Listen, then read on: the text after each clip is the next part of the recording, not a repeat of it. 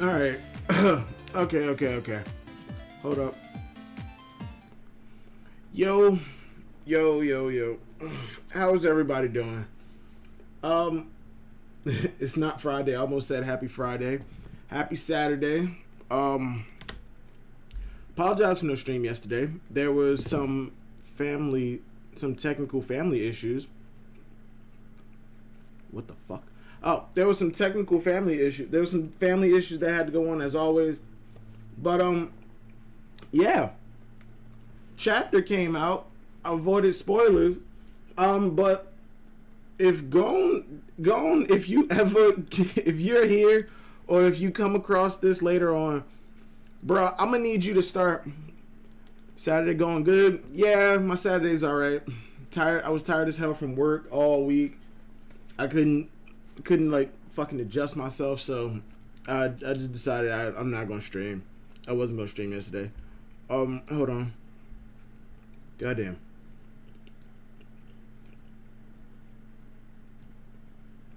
Stretch that out. All right, but yeah, my Saturday's going all right. Like I said, I was fucking tired from work yesterday, from work all week. I need to sleep. Hell, I just woke up like what? I woke up like an hour and a half ago. I took a shower. Now I'm here. But episode 1000 of One Piece is coming out fairly fucking soon. I think it's like next week. And who is it? I think it was Ask the Question in Discord, who every time a new episode comes out, he asks if I'm doing a live reaction. So I'm gonna put it in a poll. Should we do like a Discord live reaction to the episode? And apparently there's a huge announcement coming with it. November 21st is episode 1000. Then I'm so fucking confused. If November 21st is that's a month away. Aren't we on like, hold on. Yo, Billy Bob, what's going on? Aren't we on like episode 99? Like 999? Excuse me. Let me check Crunchyroll.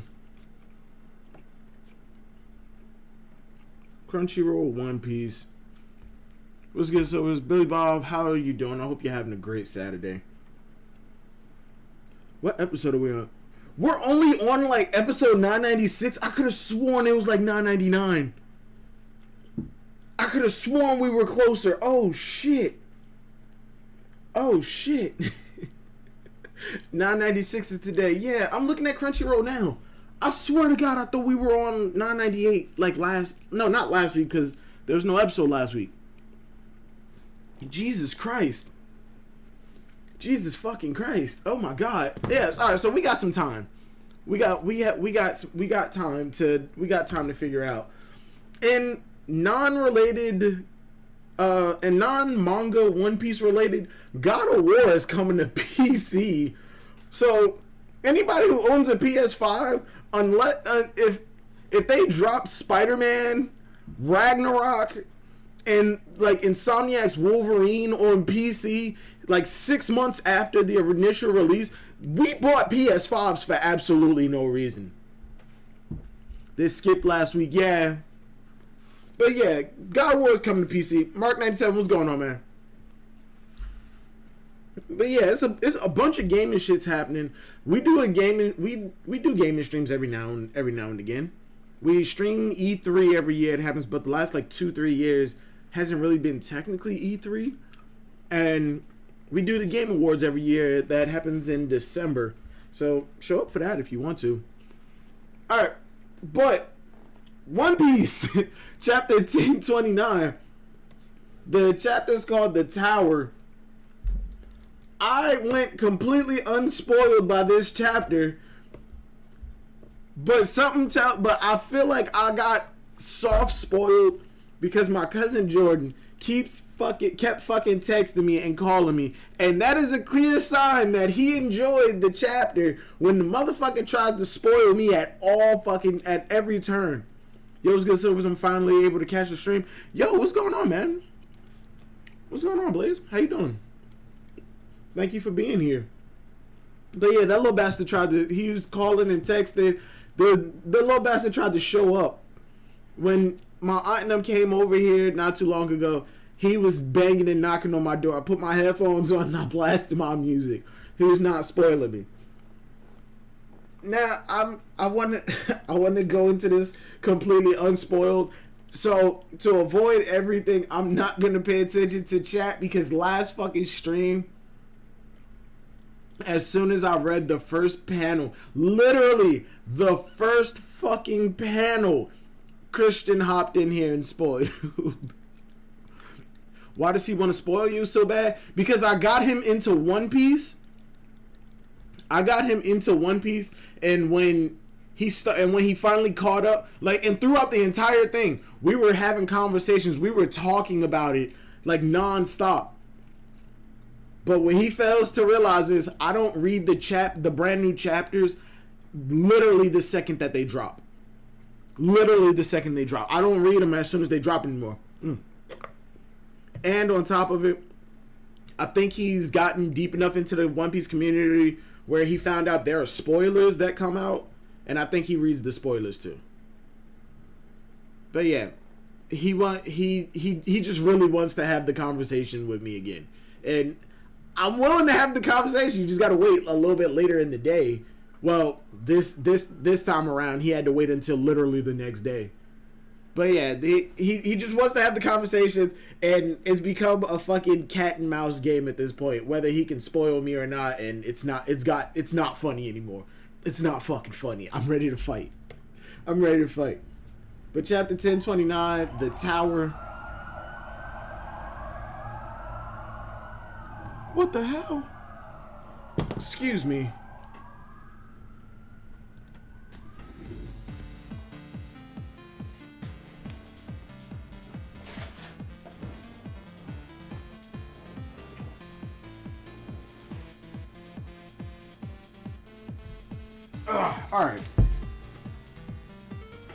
Alright. Yeah. It was nothing. Alright, yeah, it was nothing. People just being stupid. It was the fire department. I got my tea, though. Big ass bottle of tea. We're gonna leave that right there. So, again, for the third time, 1029, the tower. The cover page is Jewelry Bonnie eating a bunch of ramen with, I guess those are otters? Bonnie in a soba eating contest with sea otters. River otters should have been the obvious choice. They're adorable. I need to drop that. I need to upload the Bonnie video. I need to upload the Bonnie video. Alright, page 1. Chapter starts off. Sanji. Oh, it's starting off pretty much where we left off. Sword breaking on Sanji's neck. He shattered Queen's sword. I could have sworn that blade was going for his throat. Was it armament hockey? But that wouldn't explain it. Why wouldn't it explain it? Why wouldn't that explain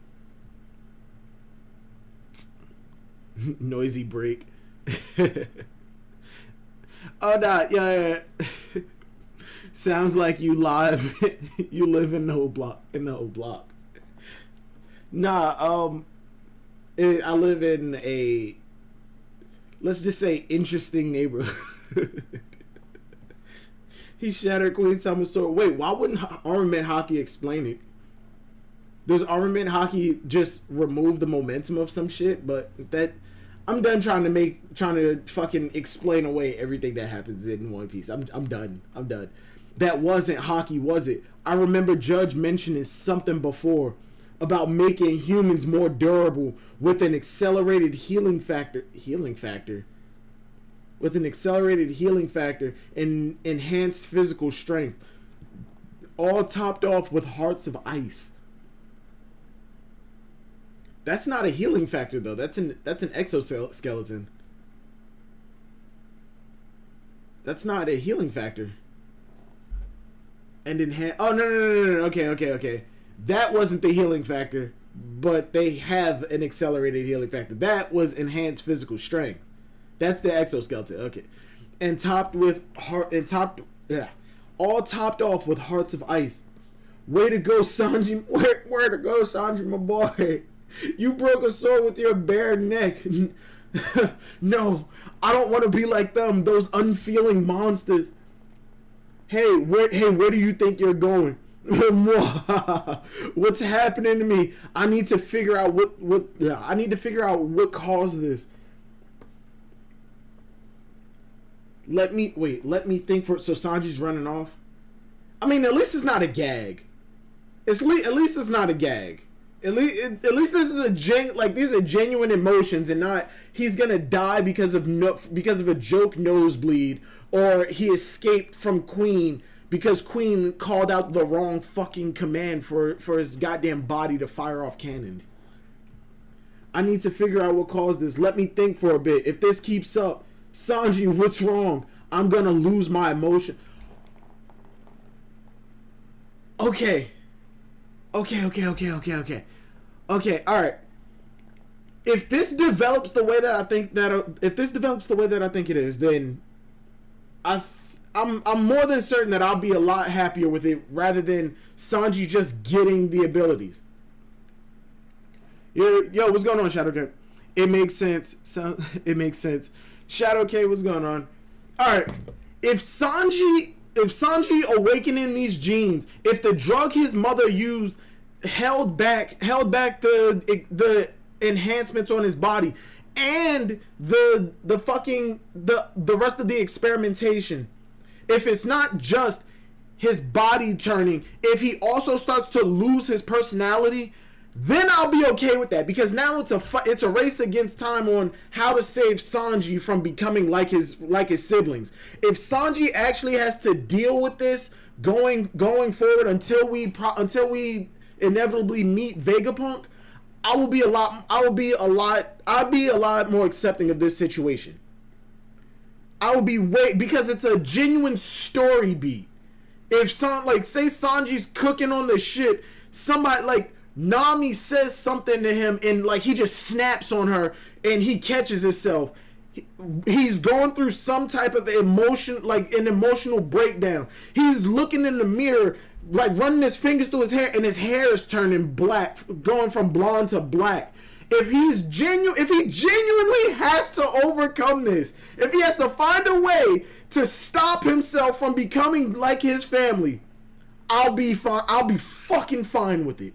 Because it could lead into some crazy fucking development for Sanji, rather than just a shitty power-up that came out of goddamn nowhere. I need a drink.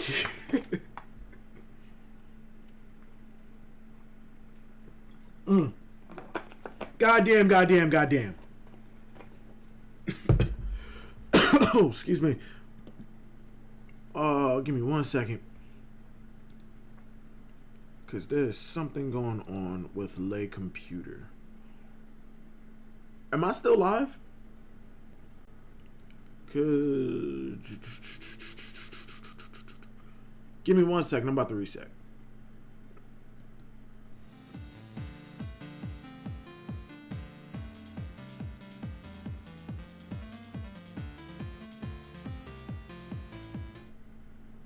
All right.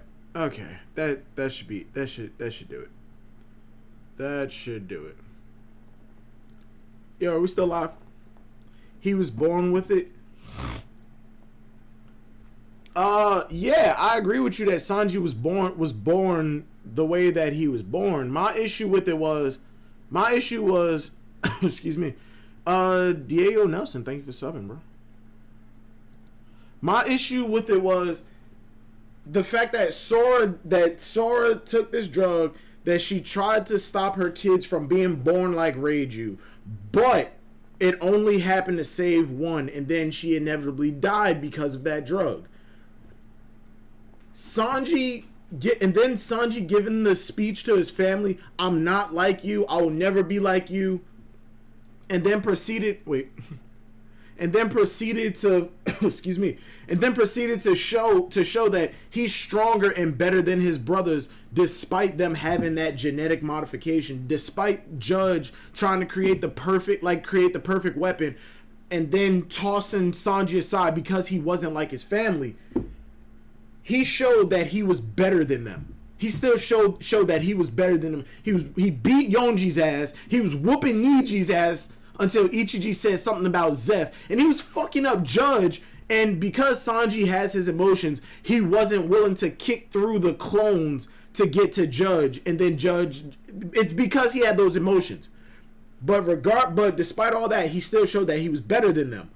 For Sanji to develop the shit that his family had after all that, I feel like it was a kick in the face. It's spitting in the face of Sanji's development after the arc that had his fucking development. But if Sanji is going through this transformation, it's not just the benefits while still having his emotions, and he actually has to fight past all of those modifications. He has to somehow figure out how he can retain his emotions, not his emotions, but his empathy, his kindness, and all that.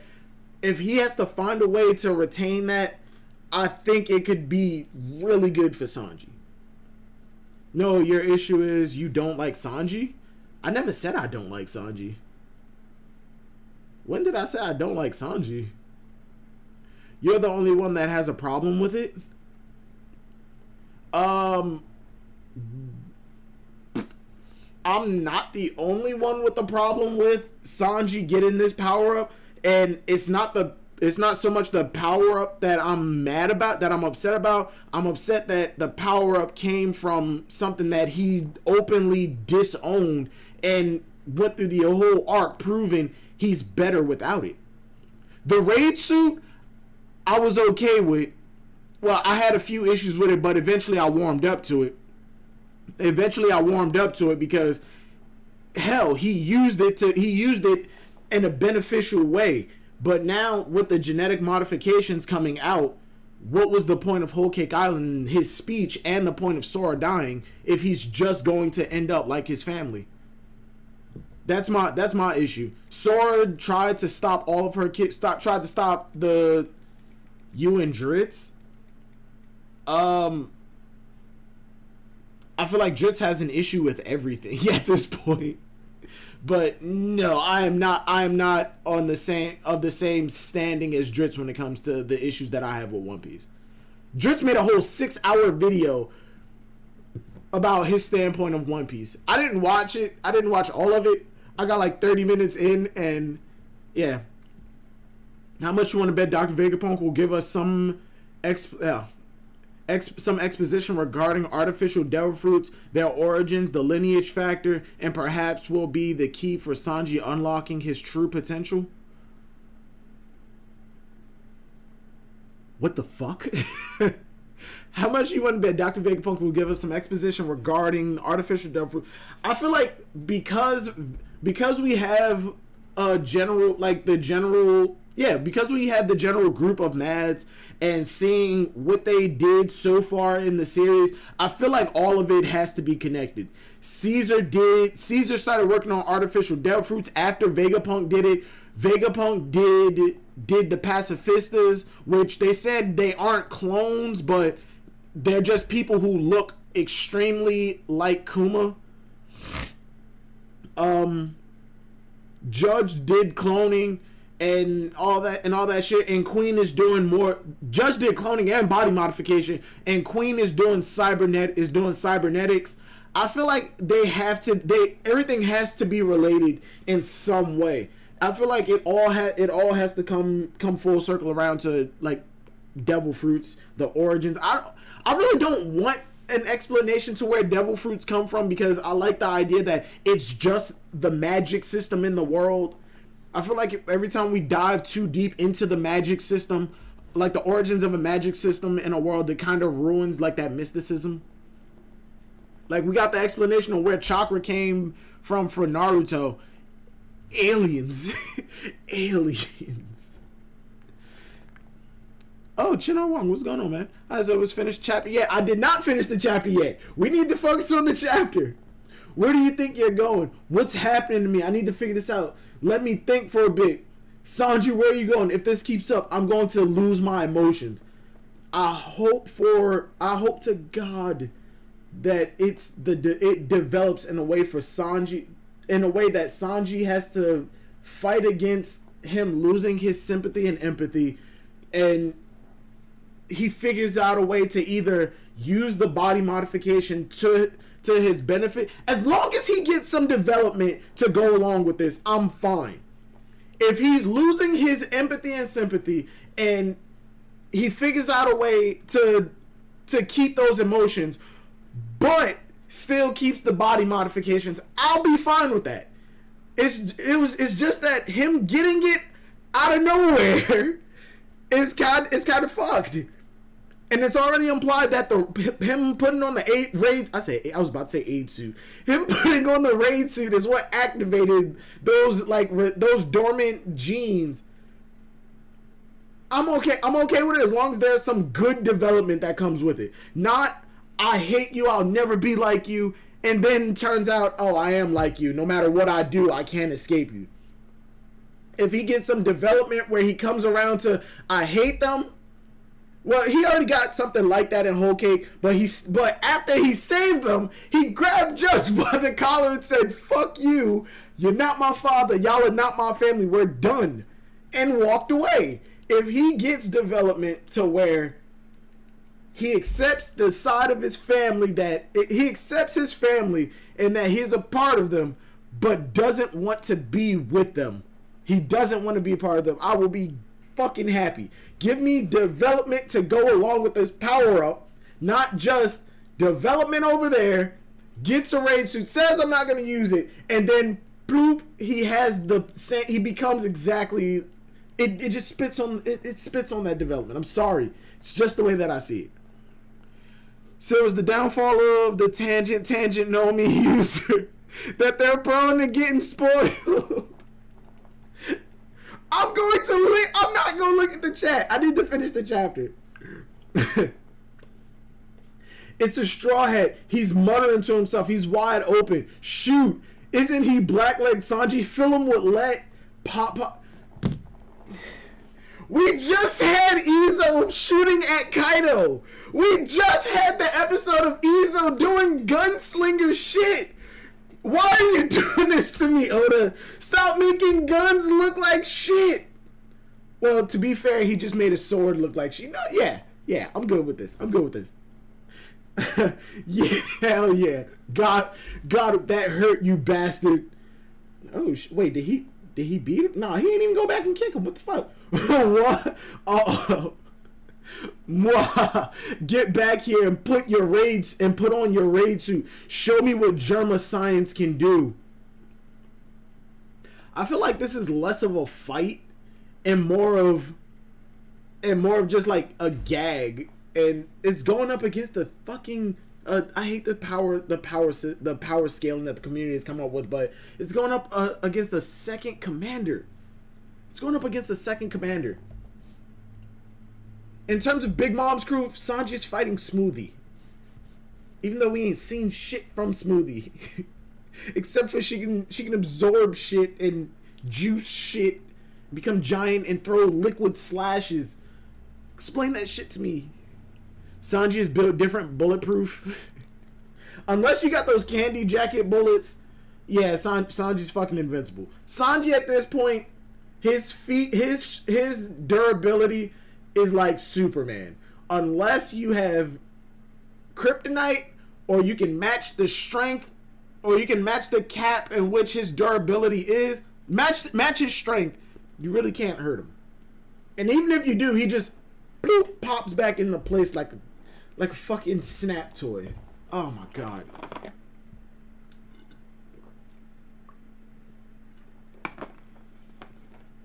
I really hope Oda goes somewhere with this Sanji stuff. I really do. Like I said before, Sanji used to be one of my favorite characters. Sanji's the reason that I started dressing in like clothes with collars. I watched One Piece. I was in Water 7. The vest, like the suit with the vest, I thought that was fucking clean. I started wearing collar shirts after that. I give credit to Oda and Sanji for that. Second floor. Hey, you don't look so good. My mama. Oh, Big Mom fight? What's the matter? You got a migraine, kid? Get him Hera Napoleon. Okay. Wait, so is Big Mom just completely giving up on Zeus? AKA Judge, don't forget the top 5. Yo. King of Lightning really cemented that shit. Judge top 5. Get him Hera Napoleon. Eustace, y'all. Yes, mama. Ah, throb. Damn it. What the hell? Stop being dead weight. Shambles. Wait, who the fuck did he switch out with? Who did he swap out with? Shambles. Counter shock. Fucking law. Big Mom ain't shit, son. Counter shock. Mama, we reference both stolen the type of German pastry. Wait, what? How dare you hurt Mama? Oh, stolen fire. Mama. Oh shit, Big Mom got the agility? Mama raid? What the fuck? Sounds like marmalade. Big Mom got the food references. Big Mom got the food references. Let's go. Remember, Big Mom thinks Hera absorbed Zeus. Oh shit, that's right. Trafalgar D. Waterlaw, my boy Trafalgar D. Waterlaw. Hera absorbed part of Zeus. Yeah, she did. Big Mom thinks that he's completely absorbed, and Zeus jumped into Nami's staff while like it was inside Hera's mouth. Giggity. Oh shit. So that means Nami might be keeping Zeus forever then. Unless Big Mom dies and it works the same way as like Moria's Devil Fruit, to where all of the souls just poop and dissipate back to where they came from, Nami might be keeping Zeus forever. And at one point I was actually against that, but seeing how Zeus is being utilized, I'm okay with it. These food attacks are still fun puns. Shame Viz don't know how to translate for shit. Bro, I can't remember if it was Viz or if it was Manga Stream, but one of them openly came out and said when they translate things, they actually are translating it to like the collective group's agenda. I think it was Manga Stream, but I think like some comments were made about Viz's translations too. Silver Stream, only stream I had to recharge because super long discussion before finishing chapters. I'm so sorry. I'm fucking sorry. All right, we're gonna keep going. We're gonna keep going through the chapter. I'm gonna try not to look up. Chino Wong, thank you. Jesus Christ. This is no freaking headache. What's going on? I've finally got an opportunity to take down an emperor. If I die like this, my life as a pirate will be a joke. We're gonna talk about it. We're gonna talk about it. I finally got a chance in my life as a pirate. This is pitiful, kid. You look like you'll keel over on your own at this point. Damn it. 3rd floor, Killer versus Hawkins. Stop it. Knock it off already, Hawkins. Please. To think you actually ate a smile fruit. You really have the worst luck, Killer. I'm begging you, stop it. Come on, bro. Y'all really had me put Killer in the thumbnail for this shit? Agenda, yeah, it was Manga Stream. Okay. Why can't we help you finish him off, Killer? He keeps bashing his skull against the pillar. Is he nuts? Just shut up and do what you're told. You're not fighting either. Are these the kid pirates with like actual designs? The kid pirates with actual designs? We can't take this anymore. The fire's almost here. We need to hurry again with the fucking time constraint. The fire's almost here. We need to hurry and leave before it's too late. Release Kid. You can have my life if that's what it takes. Damn. I love this the reactionary shots where like characters just show like their faces are just shown straight on with like the shading over their eyes. I don't know why that seems so expressive to me. It's literally just like a stone face with fucking lines, with hatch lines going over their eyes. But for some reason, that shit is expressive as hell to me. Killer, that bastard is apparently facing Big Mom now. I bet he sees this as his chance to finally supplement an emperor. An emperor. Why was that so hard to say? He sure dreams big. Stop getting in his way. You can always cut me down with those sides. If you're sick of me. I still don't mind if you surrender. I'll even put in a good word with Kaido for you. We're taking out. We're starting to fuck. This is what I like. This is what I fucking like. Not every supernova is striving to be Pirate King. They all have their own agenda. They all aren't trying to be. Some of them are pirates because they think it's fun. Some of them are trying to be Pirate King. Some of them are trying to figure out shit that has to do with their own personal history. Others just want to see the fucking world burn. Some people are pirates just because they're pirates. Hawkins tried to make his way in life and he fucking lost. He is fully devoted to Kaido. The theory, sidebar, tangent, know me. Fuck. The theory that there was going to be a shot of every supernova versus Kaido, I fucking hated. I hated that shit with a burning passion. I hated that shit so much.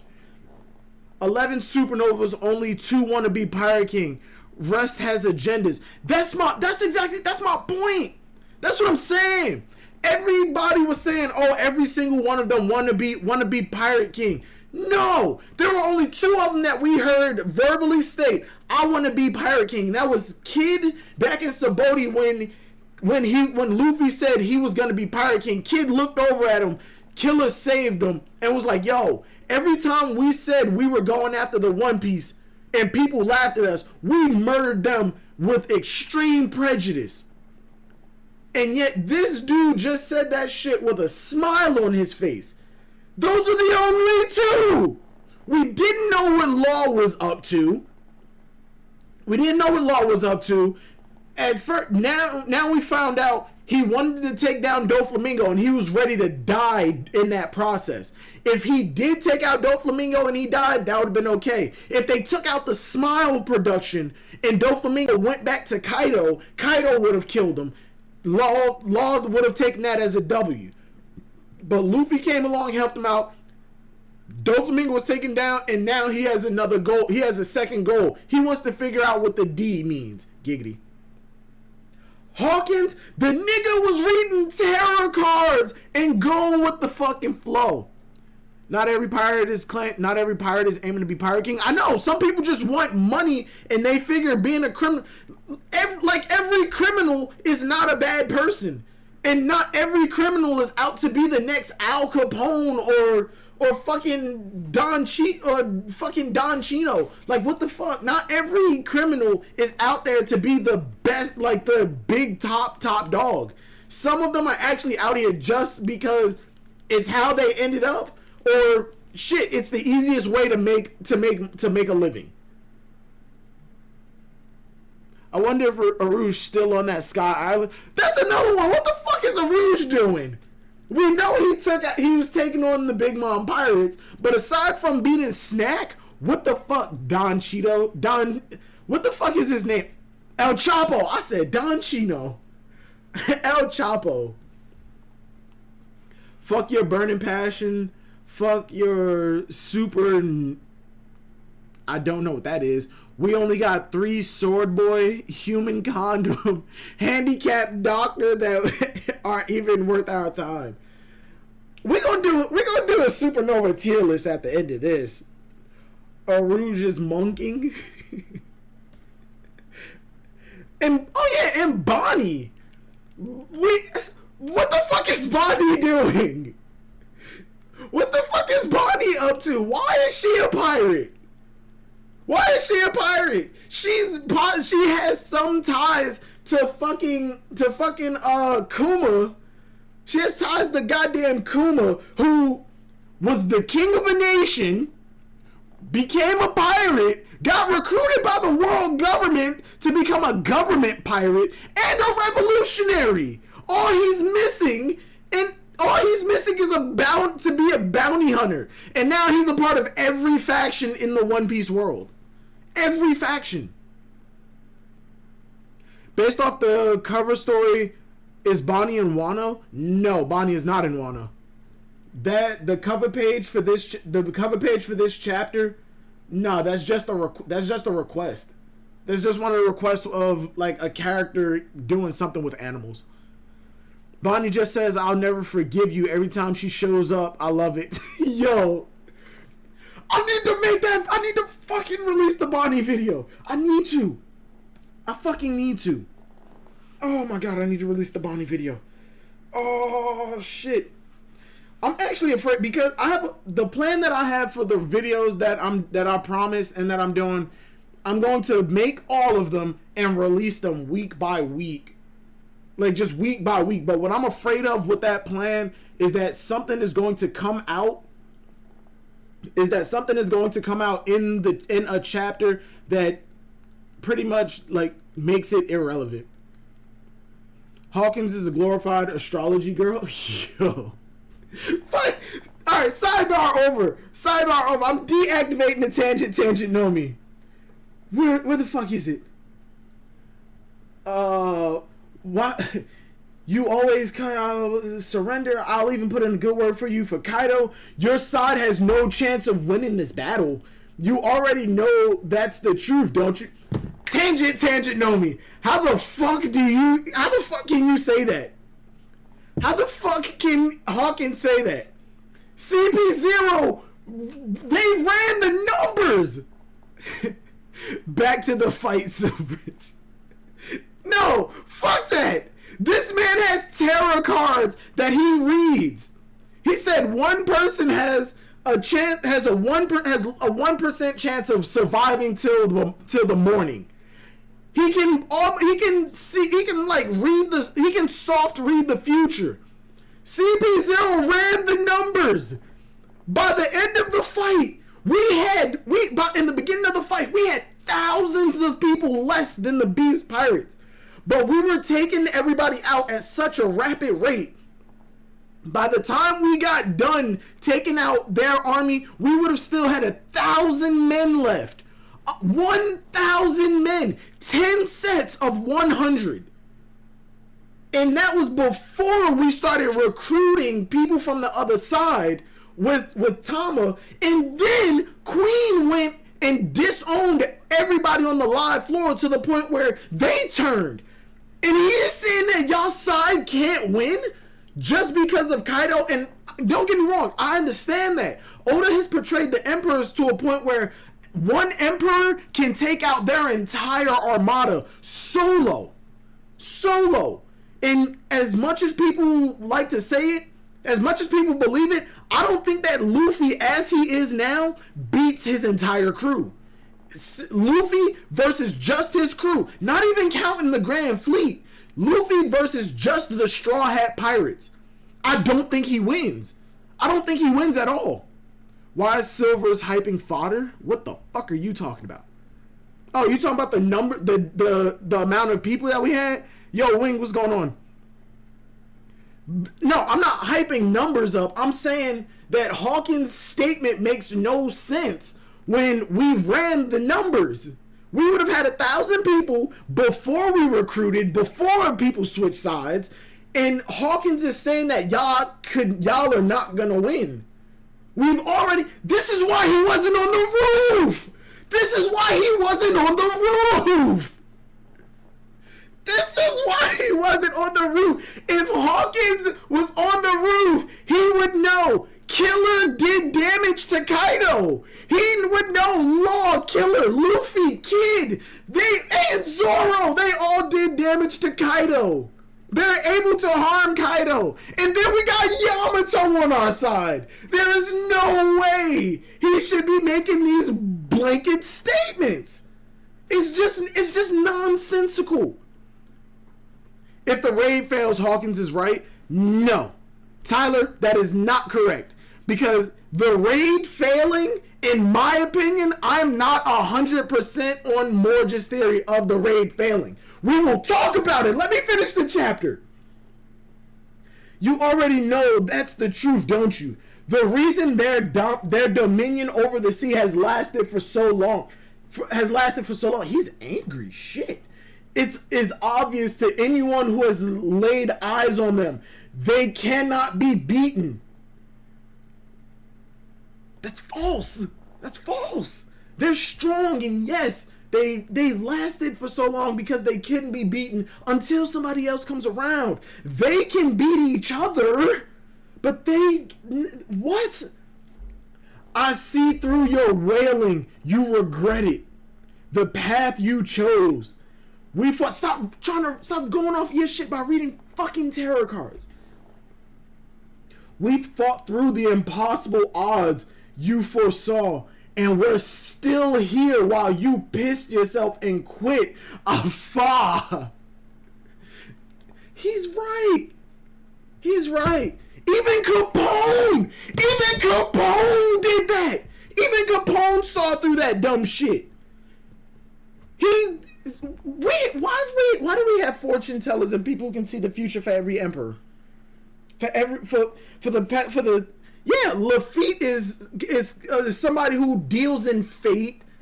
Big Mom has Katakuri. Kaido has Hawkins. Why? We don't even know. Oh, and fucking Shanks.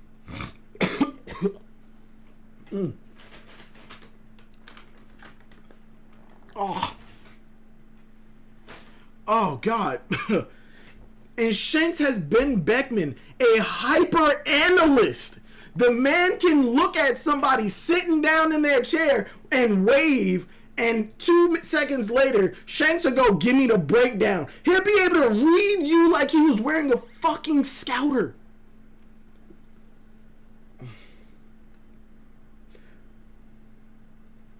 Capone already disproved future sight. Just because you see the future does not guarantee that you can achieve it. Just knowing the future changes it. Nothing is set in stone. Capone understood that. Why the fuck can't Hawkins? Hawkins knows that that there were people who made it to the rooftop. The fact that they're even still alive should already put into his head, fuck, I was wrong.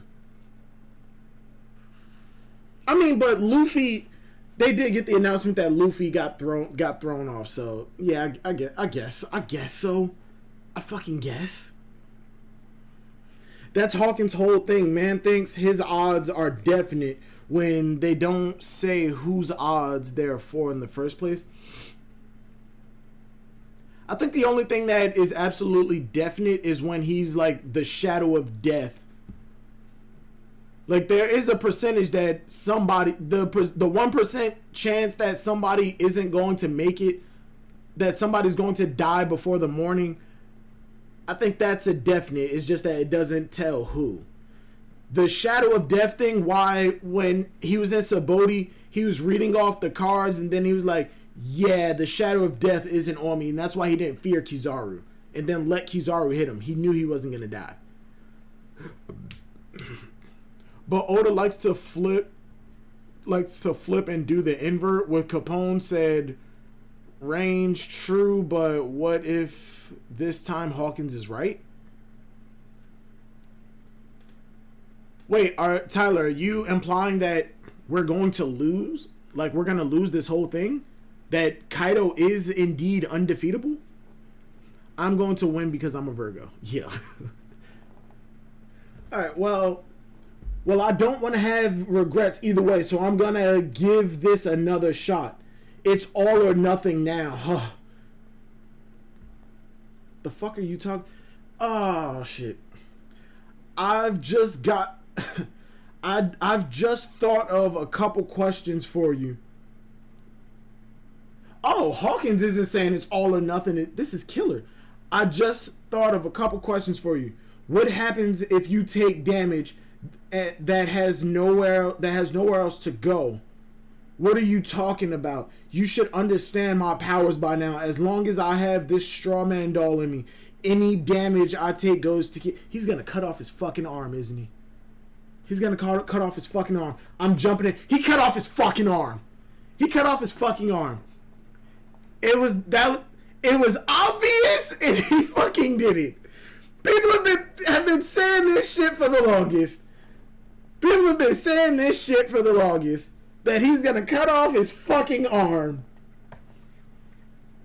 As long as I have this straw doll in me, any damage I take goes directly to Kid. Slice. Cut his left arm clean off. Huh? Hawkins. You cut off my arm, but the damage should have... Kid doesn't have a left arm.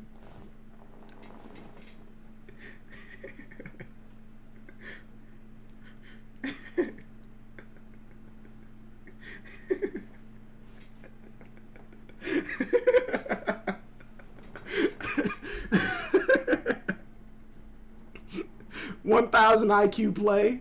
Hawkins one arm Nakama. We saw this coming years ago. So much for future sight.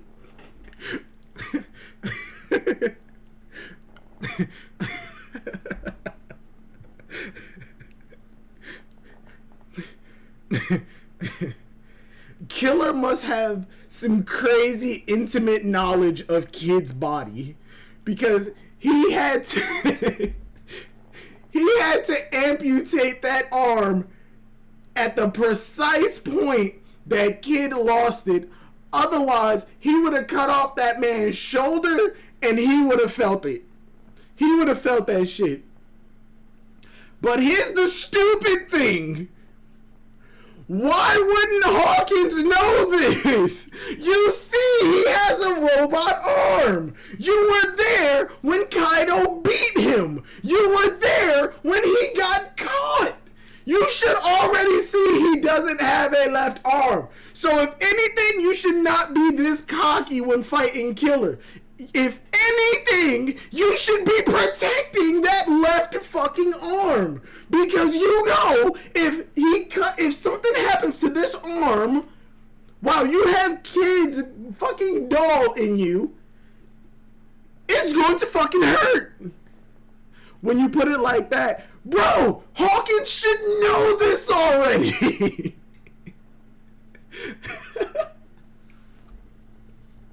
I'm fucking dead. I'm so fucking dead. Kid doesn't have a left arm. He said that shit with the pause too, like it was a big revelation. Kid doesn't have a left arm. 2 questions. If I slip, why does he have the straw doll in that arm? Is it, oh my god, is it because he's holding the sword? That shouldn't matter. 2 questions. If I remove this doll, how many lives do you have? Congratulations. Wait. Congratulations. That was the last one. Why would you tell him that? I feel, alright. I feel like they just pulled a fucking Luffy moment with Kid and Killer. Except Killer's a fucking massacre. Is a fucking massacre soldier. Hawkins gave up and sided with Kaido, but Killer flipped him, and he pulled a Bellamy. He's on Kaido's side fully, but he got flipped. He got fucking flipped and is like, okay, I fucked up, but I'm still gonna fight because this is how I am.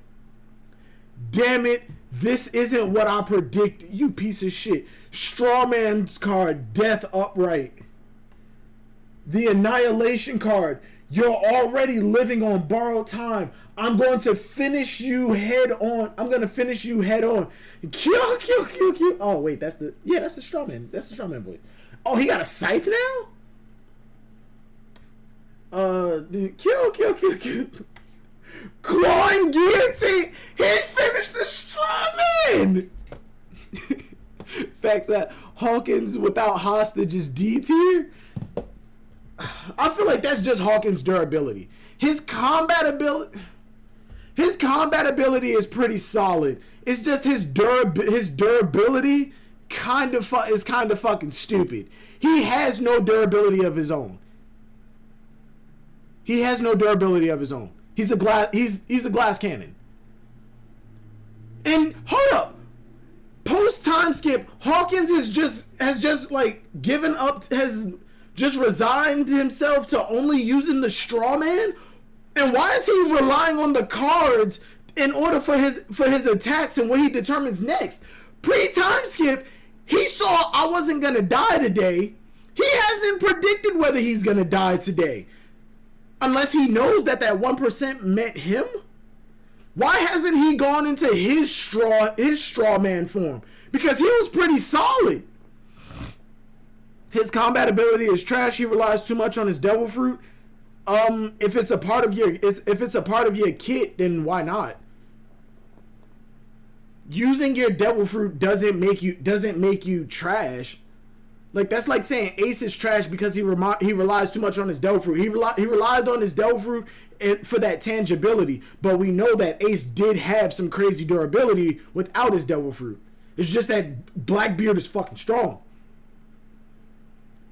Hawkins needs shadow clones? Yo. Damn. Strawman card. Strawman can't die. Its fate is determined by the cards, and it will be revived. Show me the result of this battle. The tower. Why is he nervous? What is the tower? It's getting struck by lightning. Sonic Blade. Did he just finish off Hawkins with what he used on Kaido? Is that what he used pre-time skip? Oh, Sonic Blade. You didn't kill her. Thud. Hawkins. The tower card signifies great change.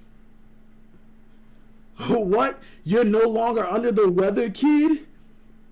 An upheaval of established order. Its hidden meaning indicates the opening of a new path. Yeah, never felt better. You didn't kill her. Go for it, partner. Fucking Killer's a monster. Fucking Killer's a monster. Carving out a new future.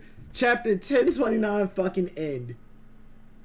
I like this image of Sanji and his brothers. I think I'm gonna save this. We're gonna save this.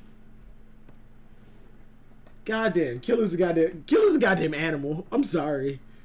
That's the end. That's the end of 1029. I need to timestamp this because I took a long time for the opening, and I need to put tangents and timestamps. I feel like I didn't timestamp the past couple streams, did I? Hawkins Hawkins should have summoned Sliver the Sky Dragon. Jesus Christ. Hawkins' ability can be busted if he didn't rely too much. Jordan, I don't care. I don't care. I don't care. What is this? I don't care. I don't care what the fuck you just sent. I don't care. I don't care. My cousin is sending me shit like, yo, did you read the chapter yet? Yes, I read the fucking chapter. Watch the stream. Kid getting toyed with. Silvers, can we talk about how Kid has been taking these Yonko attacks like a stud? I'm openly biased, Boss Jinbei, when it comes to how much I want Kid to be relevant and how much I want Kid to actually prove that he is like equal standing with Luffy, because Oda said he had long-term plans for Kid. I want that to be the case. I want Kid to be what Oda planned for him to be. Originally, Kid was the only supernova that Oda had. He openly even came out and said that he made all of the other supernovas just like on the fly. And the reason Law was put into the story a lot more is because he rose in popularity. Like, if you remove Law from every arc after Punk Hazard, nothing really changes. Oda artificially inserted Law into a lot of these arcs just because he was popular. Or at least that's the way that I see it. In Dressrosa, if Law wasn't there, not much changes. Not much changes. He gets into some fights, he loses fights. He gets into some fights and he loses them. He doesn't really impact the story much. It's just that he was popular, that Oda introduced him. And hell, it was introduced that he was a D. I find that's one thing that I do find interesting, that if Law wasn't there, we probably wouldn't have gotten. Scabbers 2, shit's about to be goated. The animation for the Supernova fight against Kaido is gonna be nuts in a few weeks in the anime, by the way. Bro, if we are taking the past couple episodes as any indication, Ishitani when they raided Onigashima, like Luffy, Law, and Kid, plus the fucking concert introducing Onigashima, and then on top of it, the Scabbard's assault on Kaido? Like, that hallway scene was mwah! It showed Kinemon in a light we have never seen. It made Izo. It gave the gunslinger some contact. That shit was goated. As a matter of fact, let me see if I can find that shit. Cause it was fucking goated. That shit was amazing. Hold on. One Piece hallway. Right, fucking here on Crunchyroll. We're gonna click display capture. Yep. Well, look at this shit. Look at this this amazing shit. Wait for it. No, not first off, fucking actual blood. When Zoro cut down people in his hallway scene, the blood was shiny white. This actual blood, and fucking Izo. What the hit? Whoa, that's at the neck. That's at the fucking neck. I don't care if I get copyright for this. Boom. Fucking Izo with the gunslinger moves, bro. Look at this shit. Bam. These are straight gut shots, headshots. In the episode where they were fighting against Kanjuro, when Izo took shots, he was popping them in the head. You saw the entry and the exit. They were killing people. And in this, they're breaking all of the One Piece rules. That is a woman. They're killing women. Gut shot. Chest shot. People are dying in this hallway. And hold up, wait for it. Here we go. Where was this Kinemon? Did you see the slide though? Did you see the slide? Wait for it. Bam. What the hell? Where was this nigga? Where was this dude? The entire time he was in the series. Where was that Kinemon? It's crazy to think that after Dressrosa, Luffy's bounty was still lower than Izo. What? Wombo combo. Bro, that was an ultra combo. Combo breaker. Hold on, wait. Tyler Hawk, what are you talking about? After Dressrosa, Luffy had a 500 mil? Izo. Let me check Izo's bounty. I didn't know we got Izo's bounty. bounty 510. He was only 10 million more. I mean, man, but still, but still. Well, they are fighting fodder. Don't try and downplay that. Do not try and I will ban you. I will ban you. Do not try and downplay that scene. Those fodder are still better, are leagues better than fodder that we got pre-time skip. Got Izzo bounty and an SBS. Yeah, I figured. I thought we did get Izzo's bounty and an SBS. But yeah, 510. What did Izzo do to get that bounty? 510 mil. What did Izzo do? What did Izzo do? Alright, I think Tyler said something earlier that I wanted to address. I think it was about the raid failing. Oh, yeah. I don't agree with Morge's idea of the raid failing in terms of Morge believes that the raid is going to fail and it's going to reset the majority of the fights. And I think some of them that he mentioned were like Jinbei and Who's Who. He said he doesn't. I think that he said that he doesn't believe that situation is done. Zoro and King, even though that hasn't developed much. Sanji and Queen. I think he said there are a lot of fights that's gonna reset. But to me, I think once they all reset, the fights are gonna the lesser fights are going to conclude, and then it's gonna be the Straw Hats and Luffy versus Kaido. I don't think that's how it's gonna go down. I think the majority of the fights are going to conclude before the island falls. For me, the raid failing is letting Onigashima. Morge needs his weekly copium. For me, the raid failing means the island falls into Wano. Onigashima falls into Wano. That's what I think the raid failing means. For Morge, I think his idea of the raid failing is it destroys the flower capital. I don't think that's the case. For me, when the raid fails, Onigashima's going to fall. I think Momonosuke is going to succeed in saving the flower capital, but the island is still going to fall into Wano and cause massive damage. I think that's how it's going to happen. I think all of the fights are going to conclude with the exception of Luffy versus Kaido.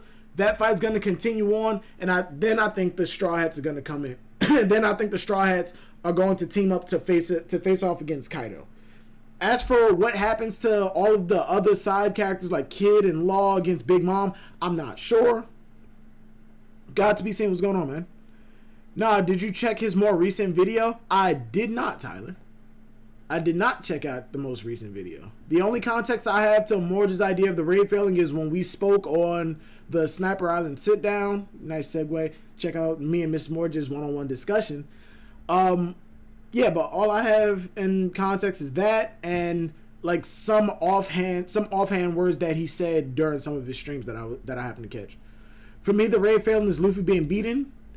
Then the raid should have failed already, right? Luffy lost bad. I mean, but he did come back, so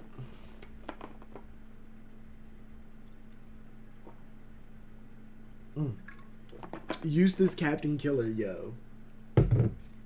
But yeah, I think that it's going to be the Straw Hats as a whole versus Kaido, and I think it's just going to be the Straw Hats. And then it's going to whittle back down to just Luffy versus Kaido. Or if it does conclude with the Straw Hats beating Kaido together, then I think that Big Mom absolutely is not going down this arc. Hawkins didn't even make it to the Flying Six, bro. That shit's bad. Luffy lost off screen and Kaido even knew this defeat wouldn't mean anything because his crew wouldn't believe it. I mean, yeah, that is true. That's 100% true. Killer needs to recruit a new vice captain. Yo, Boss Jinbei funny as hell. Boss Jinbei funny as hell. I think we're getting Raizo versus Fukurokoju, Drake versus Apu for 1 chapter each. Then King and Queen versus Zoro and Sanji being 3 chapters each. Then finally Big Mom versus Law and Kid, Kaido versus Luffy. Okay, yeah, I can see that. The the captain fights are alright. The way it's normally structured is we jump between, like, the lesser fights happen, the lesser fights start, and then Luffy's fight starts. The lesser fights continue, Luffy's fight continues. We jump between the two. The lesser fights end, Luffy's fight continue, he loses, he comes back, and then Luffy continues on until he inevitably wins. In this case, it's not just Luffy's fight, it's the captain fights. The lesser fights that are happening are, like you said, Raizo and Fukurokoju, Zoro versus King, Sanji versus Queen, and then the captain fights are Law and Kid versus Big Mom, Luffy versus Kaido. The way that I think that those are going to conclude, or at least I hope they conclude, is that Law and Kid do beat Big Mom, but she manages to escape. Luffy beats Kid. I said Luffy beats Kid. Luffy beats Kaido, and Kaido is down for the count. And an injured Big Mom has the poneglyph rubbing somehow, some way. Maybe her crew made it in, found where the poneglyph was. They got the rubbing. Big Mom is making her way out. Kaido reaches out for a helping hand. Big Mom has what she wants. She doesn't need Kaido. She fucking betrays him because, like they kept saying, pirate alliances always end in betrayal. Luffy not being a murderer or a killer. Kid is standing over a down bad beaten Kaido and kills him. That's how I think Kid is gonna get his hype, or at least his credibility. Hawkins joining Shanks, one-armed pirate Nakama. The one-armed pirates. Silver's Hawkins was beat by a vice captain. This is sad too. Kid is legit being carried. If anything, I think this lends more to Kid, rather less that. I think it says more about how strong Kid is rather than bringing him down, because like a lot of people were saying when ZKK was like in full force, Zoro beating Kaido doesn't take away from Luffy, because Zoro is essentially Luffy's vice captain. The argument was, if Zoro killed Kaido, what does that say about the person that he's following? What does that say about his captain? That was the argument that ZKK had, and I think that same logic applies to Kid and Killer. If Killer was able to beat Hawkins, a captain, what does that say about Kid? Even though Kid ain't doing shit. While everybody's doing like plasma blades, supersonic sound waves, advanced armament hockey, advanced armament hockey and Conqueror's hockey slashes, Kid was suplexing. That's it. Unless we get the revelation that Kid, physical strength, his raw physical strength is just that good to where he can do damage to Kaido without hockey, then I'm okay with it. But until then, Kid really hasn't been doing much in terms of showing. Say Big Mom's gets defeated by Kinlaw. Does she remain an Emperor of the Sea after Wano? Yes. Because she's not dead. The Emperors, I don't think, lose their standing just because they lose a fight. I don't think that's how the Emperor system works. Just because they lose a fight. And plus, you got to remember, it's still a 1v1. It's still not a 1v1. If one of them was able to prove that I can beat you by myself, no problem, I think that's when they lose their status as an Emperor. Or the person who beat them just makes way for they just move up to the same standing as them, because Big Mom still has her territory, she still has her massive fleet, she still has everything, all of those standings of an Emperor. It's just that there's one person out there that can beat her. I don't think she loses her standing as an emperor unless the way that I think that Big Mom is going down is going to lose her status as an emperor is through the massive, like, just a crazy ass amount of disrespect she is receiving. Arouge came in, fucked up her territory, beat one of her commanders. Kid has been sinking her ships for the past 2 years, and then came in, did something, wounded one of her commanders, and then just waltzed out. Absolutely no problem. Luffy came in, fucked up her territory, stole her poneglyphs, beat 2 of her commanders, including her right hand, like her strongest person after her. And now she's coming here to Wano, involving herself in something that has absolutely nothing to do with her, getting her ass whooped. And like how I think it's going to go down, she's going to go to Elbaf and get beat by Luffy again. I think that's how she's going to lose. She's going to lose the respect that she has. I think that's how she's going to lose a lot of her territory. Every time Big Mom gets involved with something, she gets disrespected to the point where now everybody who's under her flag, either, like, because when Kaido goes the fuck down, and believe me, and trust me, Kaido's going down this arc. Kaido is not somebody that Luffy can just beat and now his entire worldview has changed. Kaido has to be taken out because he's not a force that you can just leave out in the world somewhere. He's already been captured multiple times. You can't leave him out there because he's just going to break out and come back. Another emperor, when Whitebeard died, the world went fucking crazy. The world went fucking crazy to the point where the Marines had to not only take claim to territory, but specific people started claiming islands as their own. Garp put up a sign saying, this island is not only under the protection of the Marines, it's under my fucking protection. But the world went crazy when Whitebeard died. Fucking insane.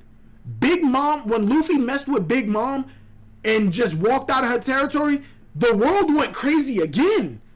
Pirates started making moves. Now, imagine if Big Mom gets disrespected to the point where pirates no longer respect her flag, and people under her territory, like with her territory, like using her flag to protect their territory, start ripping that shit down and start aligning under new people. That's how I think Big Mom is going to lose her status as an emperor. Just the utter disrespect. Kaido is going to die. I think he has to die. Silver's is Prometheus commander level. He's been holding his own against top supernovas. Prometheus is not supernova level. He is not commander level. Fuck no. He is a weapon. He is a weapon created by Big Mom. At this point, I would put Prometheus, Zeus, Hera, and Napoleon on the same standing as a cursed Wazamono grade sword. They have special characteristics to them that make them do special shit. Alright, hold on. I'm about to do this Supernova tier list. I have to. Give me a second. Boom. No, what the hell? Alright, Supernova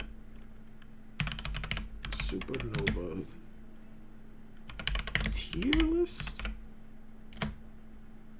Is tier spelled T-E-I-R or T-I-E-R? T-I-E-R. There we go. Supernova tier list. Alright, boom. Oh, shit. Of course, people already made it.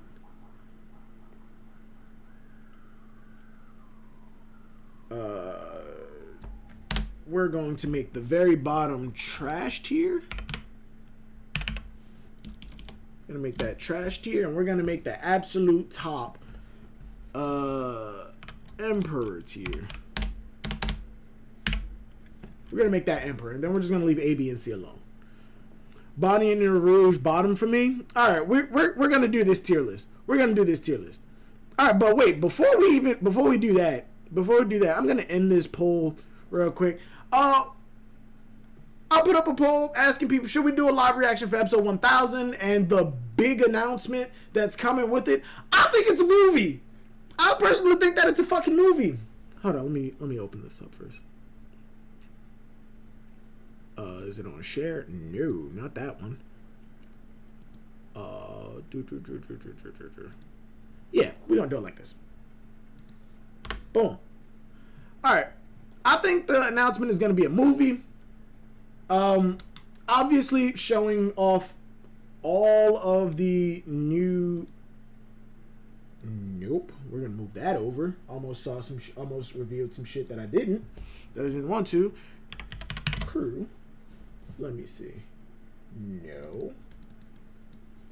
SH. Don't make that noise.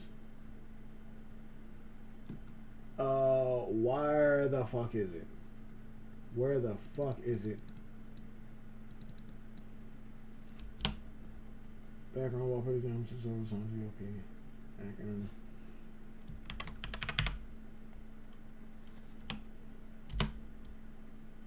What the hell? What the hell? Where the hell is it?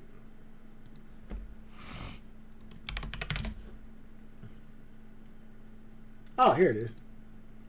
Bam. I think the big announcement is gonna be a movie featuring these assholes. The full Straw Hat Pirate crew. The full new Straw Hat Pirate crew. Give or take. Wait, hold on. Give or take a Momonosuke. Because I have no idea how Momo's gonna develop past this arc. It's just mind-boggling to me. I really can't come up with something. But at one point, I was a huge advocate for Momonosuke. Now I'm teetering on my scale. I do think that Vivi is going to come back. I think that's inevitable. I don't think that there's any other solution for Vivi and where she could or can go after the Reverie, because I think it's very, very fucking obvious that Cobra is dead, and unless Vivi is captured, she's on the run somewhere doing whatever she's doing. But I do believe she's going to make her way back to the Straw Hat Pirates.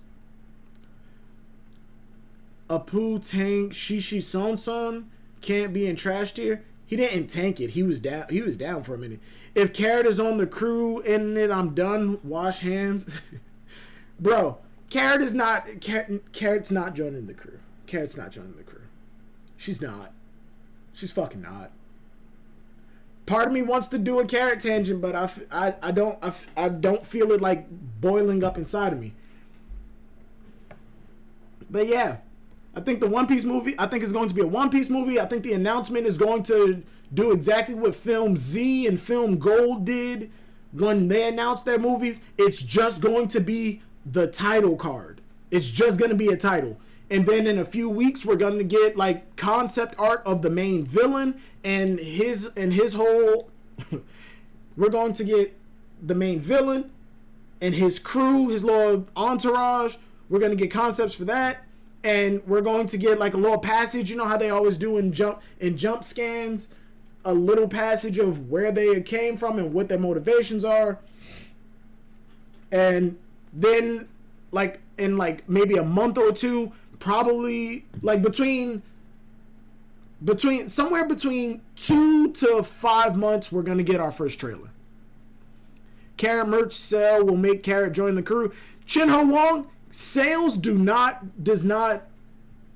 have absolutely nothing to do with a character's like place in the story.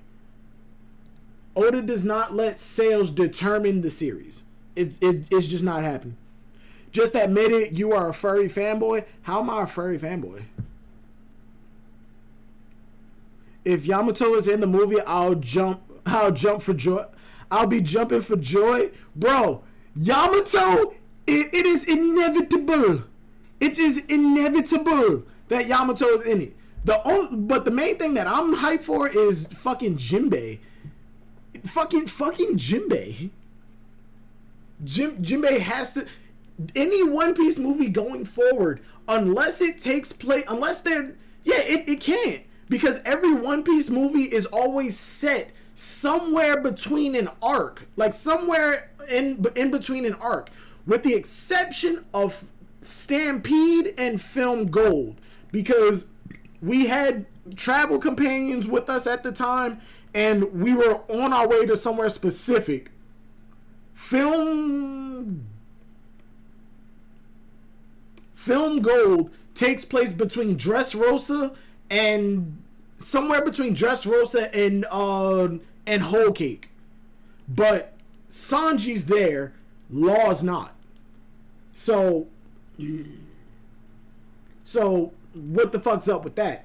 Oh, and all the Straw Hats are there. All the Straw Hats are there, even though they were split up.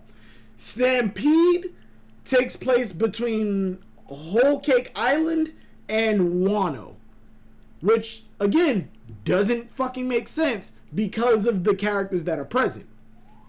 Oh, and there is one more. There's one more, and this is the only One Piece movie special or anything that I have not watched in its entirety, and that's Chopper's Island of Strange Animals. That takes place in between Alabasta and Skypiea. Or no, it takes place between Drum Island and Skypiea. We don't know the exact non-canon LOL servers. Yeah, I know they're all non-canon, but every One Piece movie has a placement. It always takes place between two arcs, so as to not cause confusion and to place this like the setting of the movie, just so it doesn't cause any confusion on how strong a certain character is. But it takes place between Drum Island and Alabasta and Skypiea. But the weird thing, the reason that you really can't place it 100% is because Chopper's there, but Vivi isn't. Chopper's there, but Robin isn't. So it's either so it takes place between Alabasta and Skypiea because Vivi isn't here and Robin hasn't come out of the cabin yet. But the weird thing is, Robin showed up. Robin came out literally as soon as we escaped. So the fucking itty bitty part of the timeline that you can place that movie is the morning that they were leaving from Alabasta, sailing once they got the ship back from Bon Clay, when they were sailing to, I think it was the eastern end of the eastern end of the island, they ended up on Chopper's Island of Strange Animals. That movie took place, and then they went to meet Vivi. But the next One Piece movie absolutely takes place post Wano. I think they're working on it. I think Oda has had a major role in it, not like Stampede where he wrote the main villain and he had like a bigger involvement than he did in like Strong World or some shit. I'm talking fucking World Seeker levels of involvement for a One Piece movie. Oda wrote the story for World Seeker. He wrote the main villain. He wrote everything for World Seeker. That would have been a beautiful fucking movie or an arc in and of itself. Just get rid of some of the characters that were in that game. I want a Foundrix backstory and solo movie. Fortrix? What the fuck is Fortrix? I want a movie on Wano sometime in the future. You mean a special episode like the recaps like we did for Skypiea and Alabasta? It would give too much away if anyone newer than Jinbei was in. I don't think so. I don't think so. World Seeker was gas. World Seeker was fucking hype. It was just the fact that the gameplay sucked. The fucking combat sucked. The combat was so bad. World Seeker gave me good shit for Usopp. I just wanted that to continue in the movie. What did Usopp do in World Seeker? I don't think Usopp did much. I don't think Usopp did much in World Seeker. They gave me some hype-ass Zoro DLC. I know that. I played through the Zoro DLC on stream. I think that's actually still on the channel. I played through the Zoro DLC. I think I played through all of World Seeker on the channel. But yeah, I played through the Zoro DLC.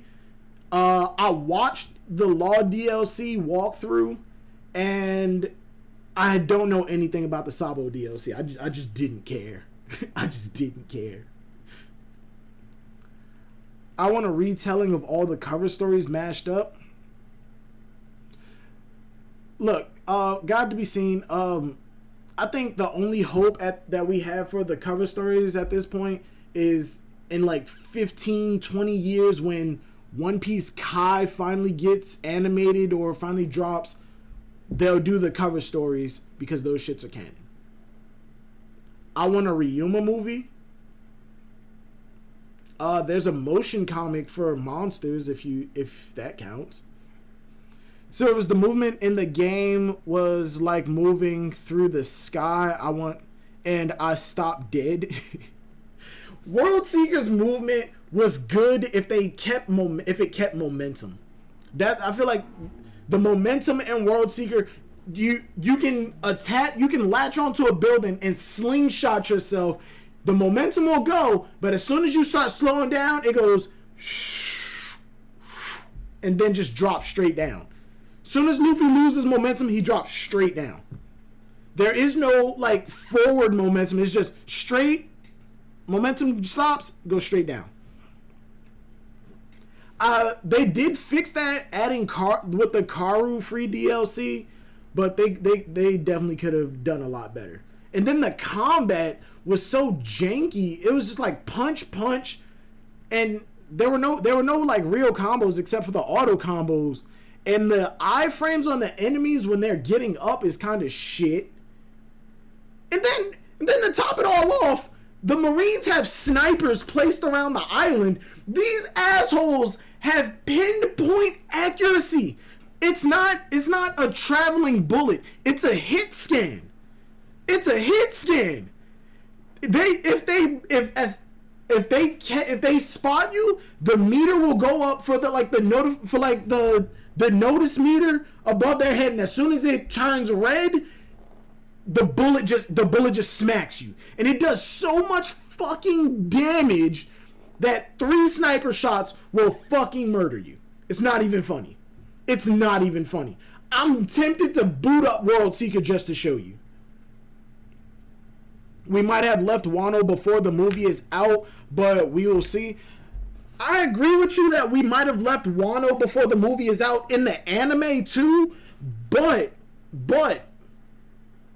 the way that these work is that when movies drop, they tend to come out, when they're announced, whenever they're announced, they tend to take place around the time where the anime is once the movie is announced. Like I think Film Gold was announced towards the back end of Dressrosa, and Heart of Gold takes place at the end of Dressrosa because we hear Chopper say he defeated Luffy defeated Doflamingo. And that's where we were able to place Film Gold.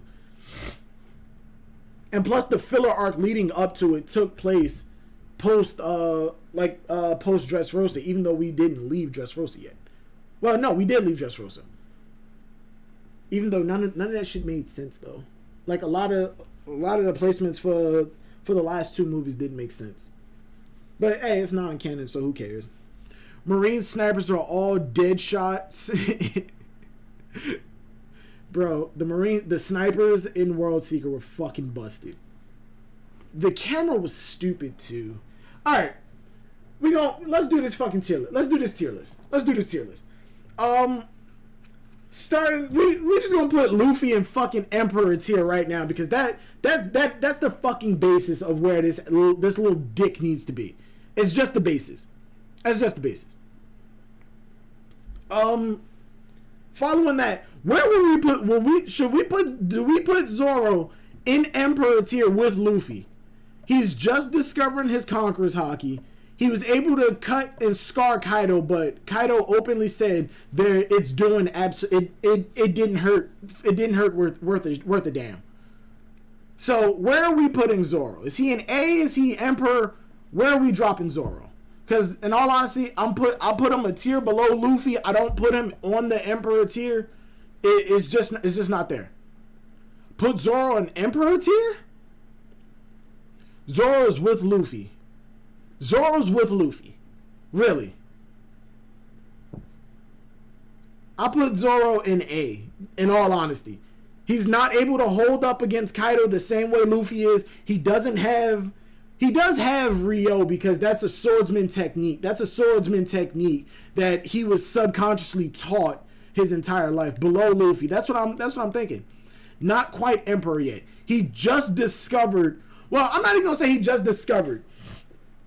We just got the confirmation that he has Conqueror's Haki. He was using it subconsciously with, like, when he uses Ashura, but he doesn't know how to use it to the same effect that Luffy does. Zoro, I'm 100% one hit Conqueror's Haki doesn't mean Emperor level yet. Shinho Wong, fucking thank you. Fucking thank you. One instance of it does not mean you are that great. All rooftop fighters need to be Emperor? Hell no. Just because you can hit somebody and make them hurt does not mean that you are on their standing.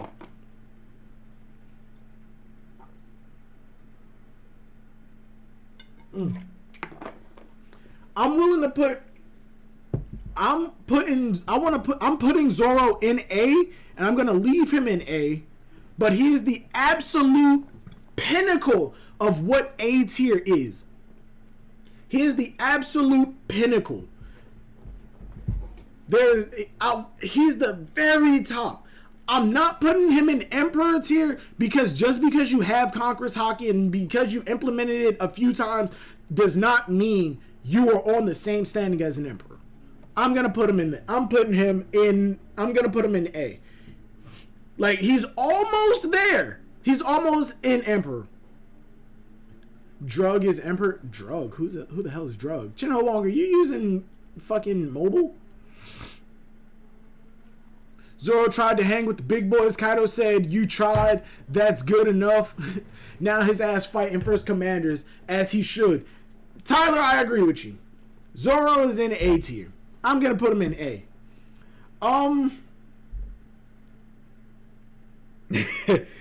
Let's talk about the two captains right now. Let's just get this out of the way. Talk about the two captains and like their fucking and the first commander and Kid's first commander.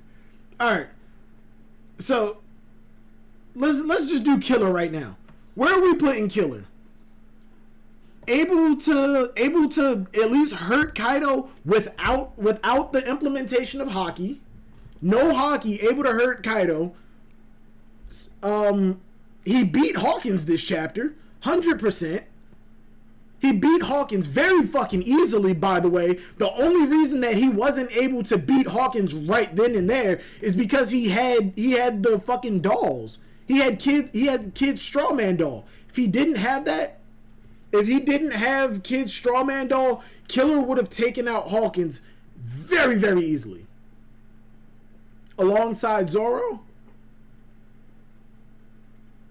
What else do we have from Kid? He was able to go up against Zoro as Kamazo the Manslayer. Zoro did take him out, but he still took serious damage too. A tier. Seskiller said B.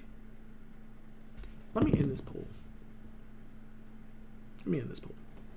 Seskiller said B. I'm seeing A's. Hell no, just Luffy and Zoro should be Emperor, Killer, and Law. In A, Kid is C? That sounds like some mighty trolling, Mark. That sounds like some mighty trolling. He got handicapped by his weapons. That's another thing. He told Zoro, yo, if I had my weapons, that would have been the end of it. But at the same time, Killer was still using those normal scythes. Killer was still using the normal scythes in a serious and like a real effective way. Like I'm one of the main people that says don't take the anime as absolute confirmation, But the way he was throwing out those flying slashes by just twirling the sides, I gotta give that to him. That shit was clean. Killer's definitely weaker than Zoro by a tier, in my opinion. By a tier, in my opinion. But you gotta remember, tiers are not just like specific levels. Tiers are a broad spectrum. There's a spectrum there. And Zoro is the absolute pinnacle of that tier. Killer over Kid.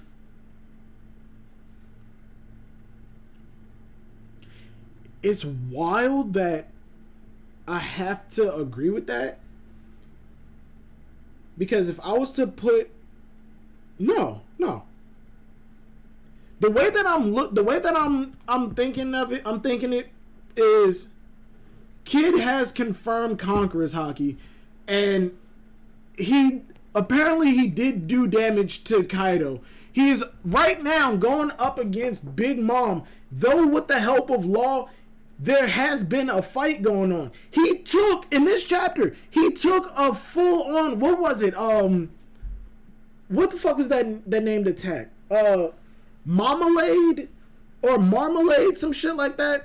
He took that hit and got up, didn't he? Like from Napoleon and Hera, a Hera-charged Napoleon. So, if anything, I would put Kid in A tier and probably put Killer one below. Silver's Killer is the brains of Kid's brawn. Kid is the brawn. I agree with you. That's what's wild. That's what's wild. I agree with you. It's just, I'm not sure. You know what? We're gonna leave it like this for right now. We will go back. We will go back. The second captain participating in the Big Mom fight. Law, durability kinda there, sort of. Fucking busted devil fruit. A swordsman to some extent. What did we really see Law do? A, B, what did we actually see Law do? Zoro, A tier, 10 out of 10. Killer, 8 out of 10. Same tier. There's a gap. King would beat Killer, no doubt. It's high diff, in my opinion. It's just the showing that we've had so far. It really is just the showing that we had. They put Killer in a fighting situation to where he can't really showcase a lot because Kid is being held hostage. Silver's, why is it wild to agree with me? I'm not Virgo. I'm not saying it's wild that I agree. I'm not saying it's wild that I agree with you. I'm saying it's wild that I agree that Killer has probably had a better showing than Kid at this point. But right now, Kid is in a fight with an Emperor. Like, they're 2v1ing an Emperor.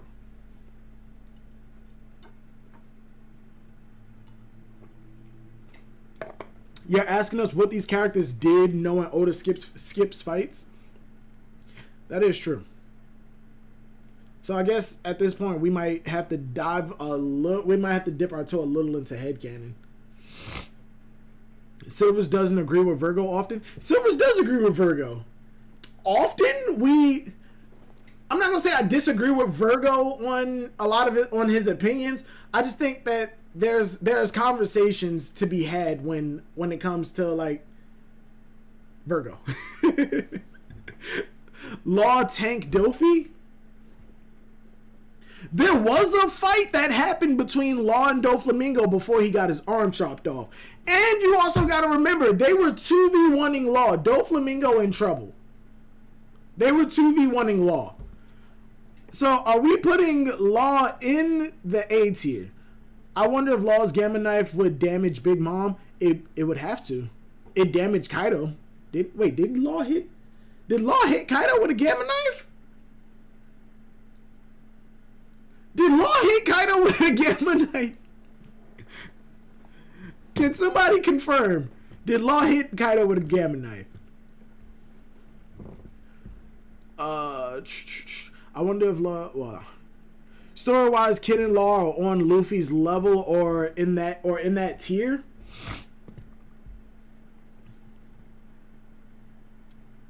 Respect-wise, Law is in the tier of Emperors. Strength-wise, I feel like Oda wants to portray Kid in the Emperor tier, but it's just not happening. He wants Kid to be put in the Emperor tier without actually showing it. He's just telling us, he's just telling us, hey, Kid is on the same stand as Luffy. He has Conqueror's. Oh, Luffy has Conqueror's Haki, just like Kid. Then we get into the prison. Luffy and Kid are running neck and neck, doing the same amount of work. Like they're pretty much doing the same thing. It's just that Kid reacted to Ryo and other forms of Haki like he didn't know what the fuck Haki was. That's one of the reasons that he moves a little bit down in the Emperor tier. And then he doesn't showcase the Haki against Kaido. He creates a giant mech, puts no Haki on it. He goes to grab Kaido and all he does is suplex him. Yes, it did do some kind of damage apparently, but he didn't. There's no Haki showing. And I'm not one of the people that believe that Haki automatically brings you up into like an outrageous level. I'm just saying Kid hasn't really shown that much in terms of his actual standing. But like I said, we're gonna come back and rework it a little bit. I just want to place everybody before we have an all-out discussion on where everybody really does belong. Let's talk about Hawkins. Kid doesn't know what Haki is. If you don't take Kid out of Emperor, what's wrong with you? Kid does know what Haki is. It was just the fact that when Luffy used Haki to hit Kaido, Kid was shocked. And I'm not sure if that's implying that Kid doesn't have Haki, doesn't know what Haki is, or he's just shocked that Luffy's Haki is just that strong, just that good to where it can harm Kaido. But even if the latter is the reasoning, the fact that he's shocked that, oh shit, I dropped my bottle. Even though the simple fact that he doesn't have the Haki capability to damage Kaido still brings him down.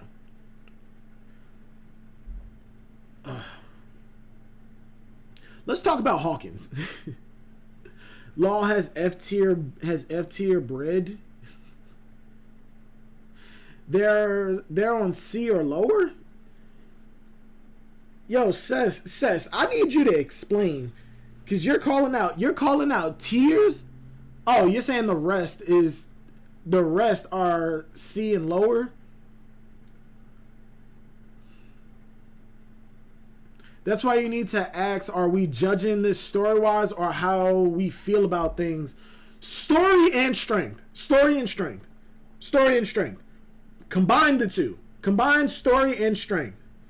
Because out of respect, based off of respect from Luffy, somebody who strength-wise and seen by the world as somebody who can be considered as an emperor type of character, he respects Law on that same level.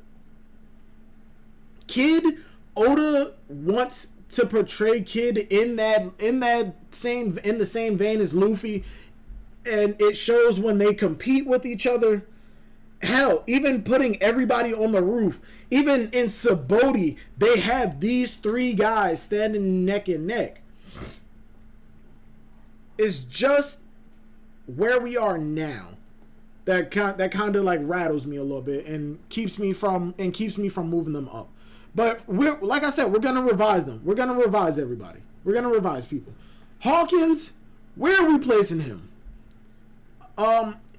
Didn't utilize his devil fruit to, in my opinion, to the maximum capacity, because he only was using the straw man dolls. Fucking cops.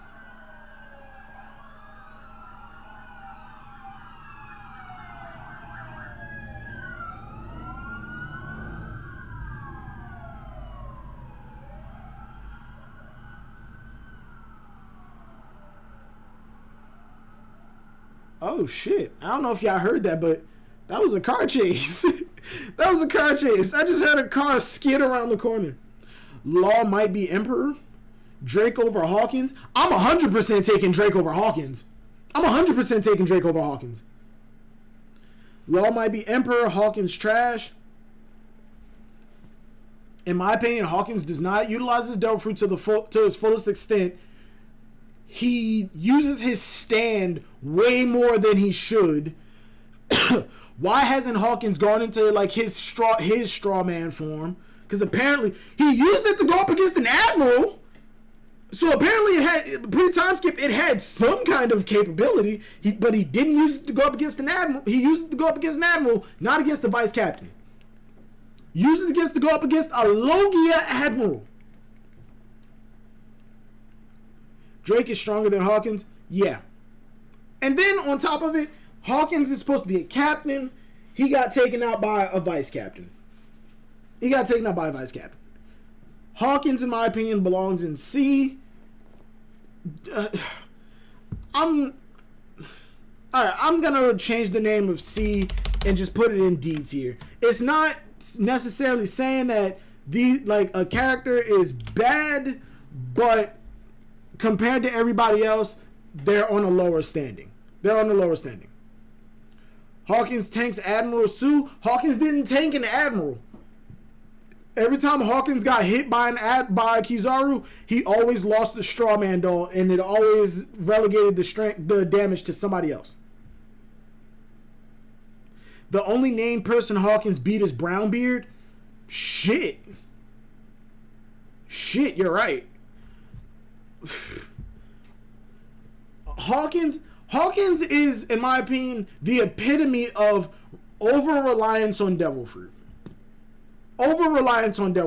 He has a sword. Never seen him really use it except to summon the straw man.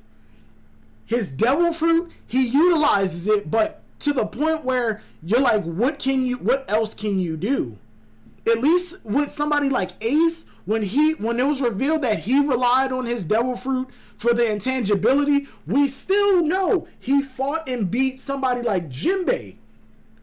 So a fucking hockey expert, and even with that, he also used water, the weakness to all devil fruit users, and he used fire. So Ace had significant hockey.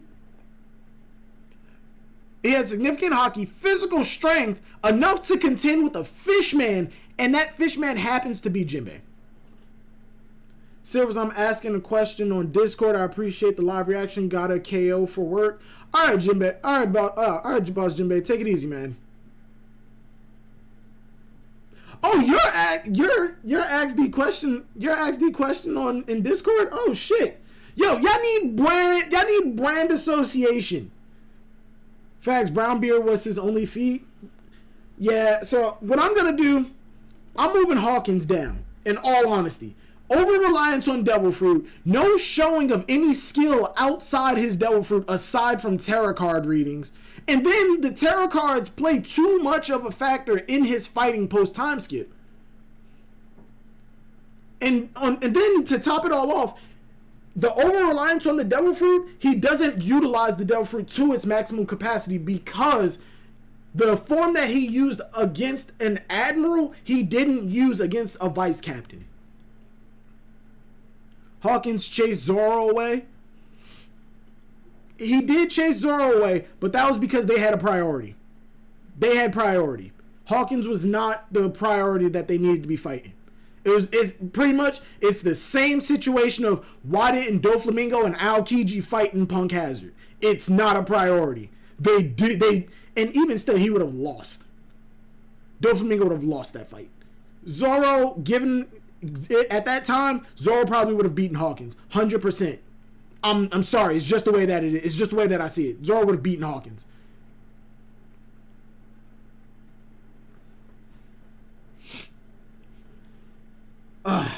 Who's next? All right, we're gonna put these in order of the arcs that they showed up in.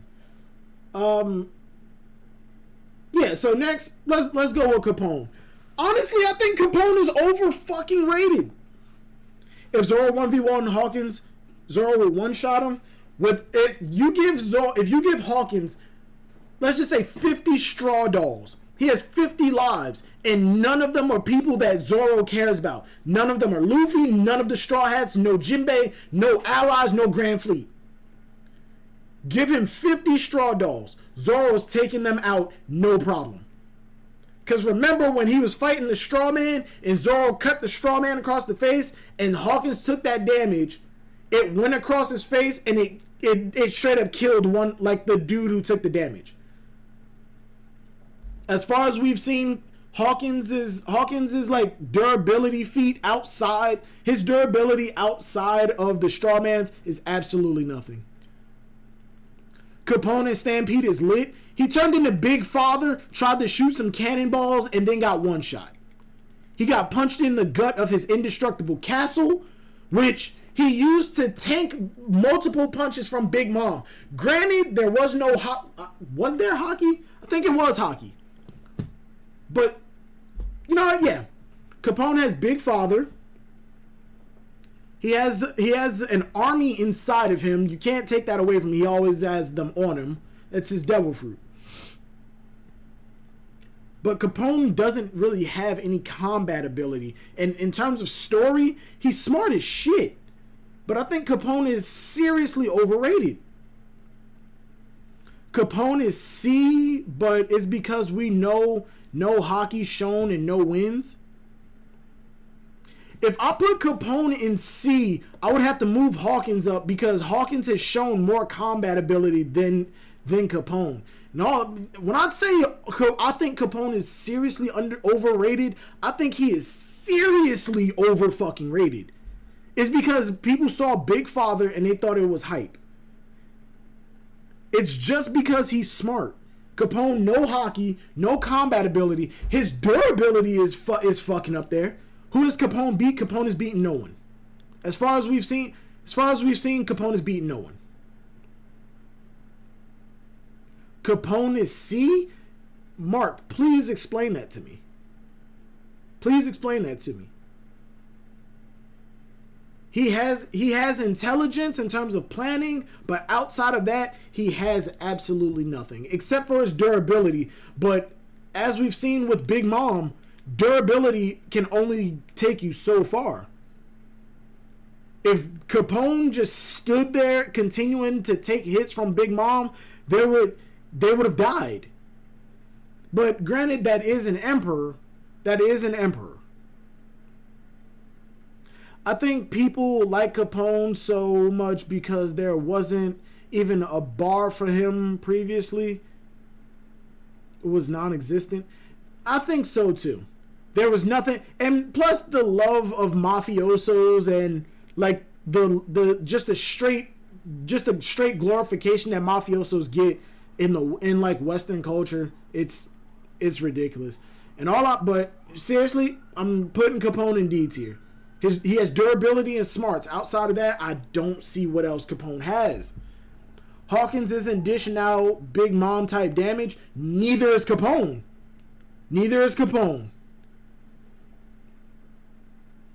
I'm fine with you putting him in D. I skipped Whole Cake Island. Yo.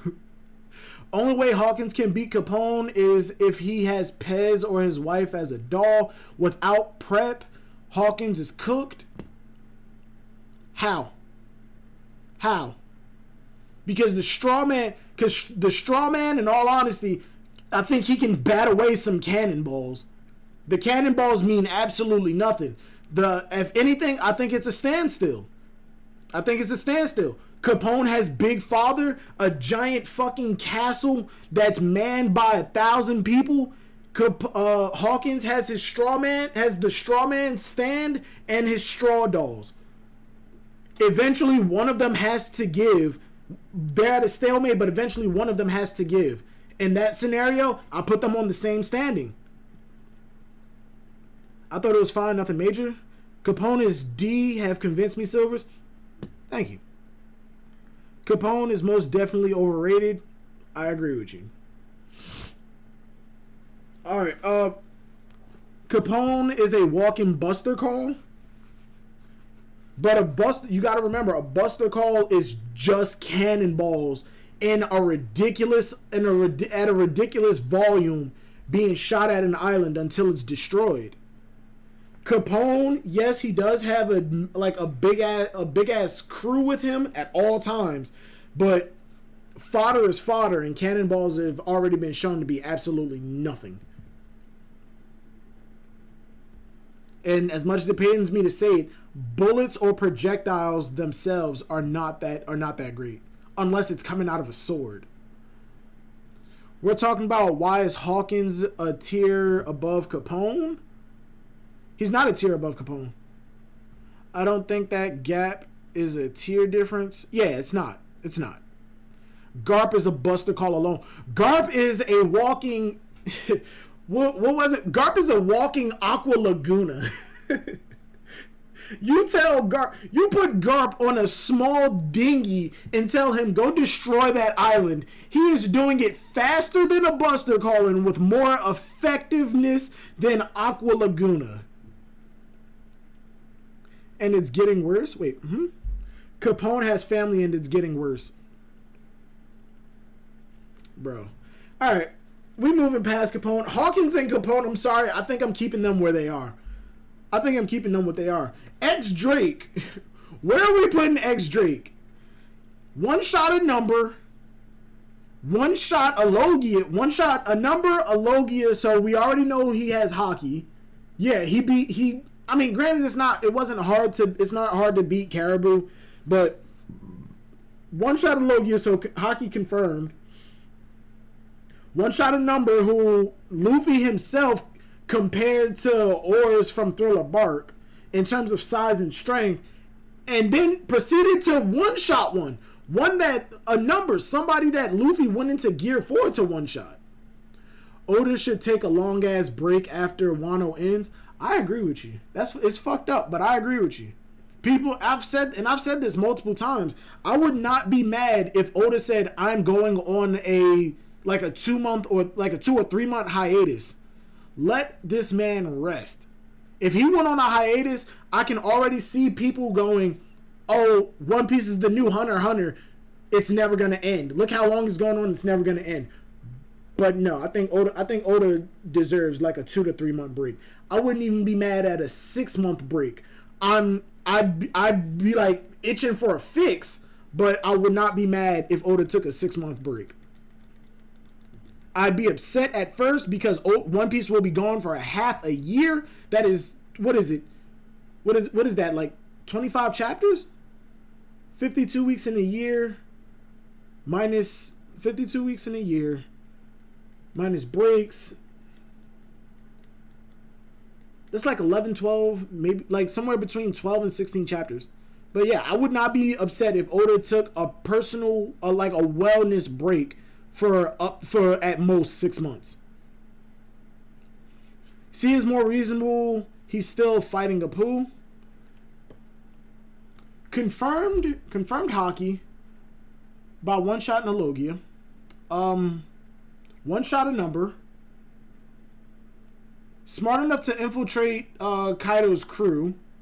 Strong enough to make it to the third string fighters within Kaido's crew. It goes Kaido, the Calamities, then the Flying Six. Strong enough to stop a pre-time skip. Strong enough to stop a fight between two other supernovas. He got in between Killer and a Rouge, I believe it was, and he stopped them from fighting. I mean, but granted, a clash really doesn't mean anything. But at the same time, he got in between two of them, like coming at him from both sides, and he held both of them off. 6 months will be crazy. I wouldn't like that. I wouldn't like it at first, but when it does come back, I'd be okay. It's back. Oda deserved that break. I'd be upset and I'd be sad, but the man deserves the break. Hunter x Hunter hiatus for years before. Tried that. LOL. Oda needs to take off his health. It ain't getting better. Oda's diet consists of donuts and cigarettes. That shit's not good. He's a Marine and anyone below Admiral is trash. Certain Vice Admirals, Rear Admirals, some Captains, yeah,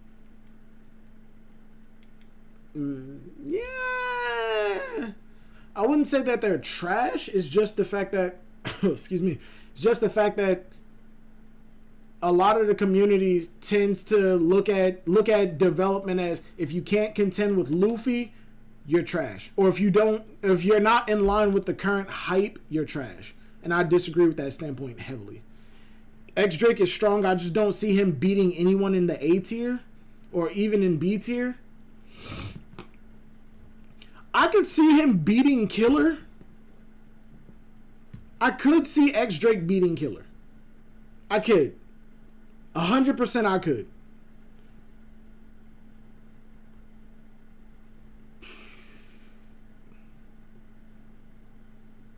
We're going to put X-Drake in C for right now, but I'm going to make an argument to move him up once we place everybody else. He is solidly B tier. Yeah, that's what I'm thinking. I'm thinking X-Drake is probably a solid B.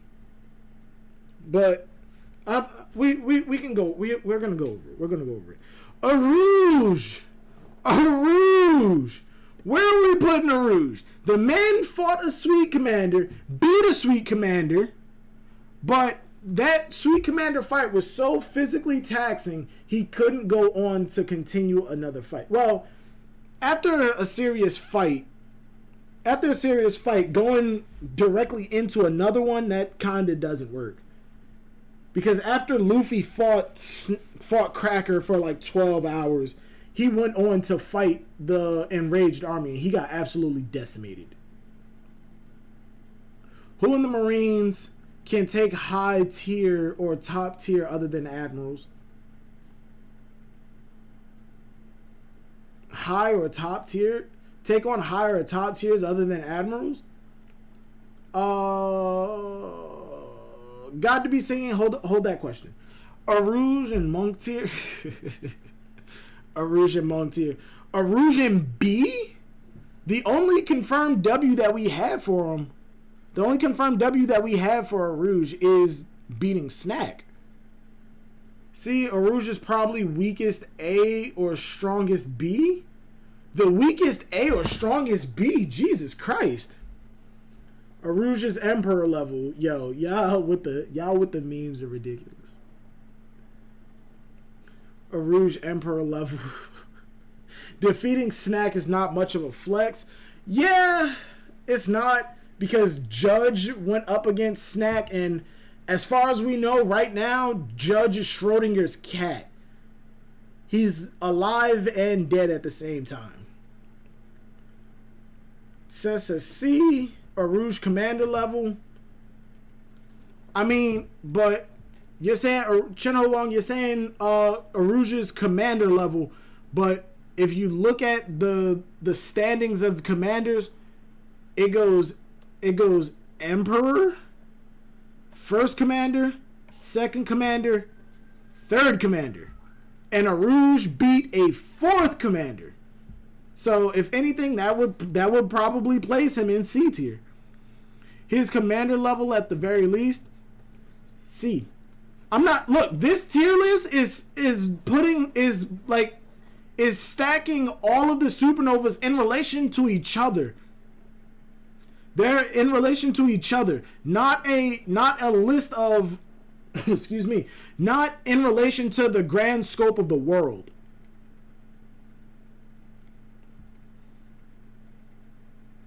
I doubt it. Kid is all heavy talk. Weakest commander level. I mean, weakest commander level would put him in D, but given the fact that the person that Arouge beat is a commander, already takes him out of D tier and puts him in the C. But the fact of the matter is, we haven't seen much else from him.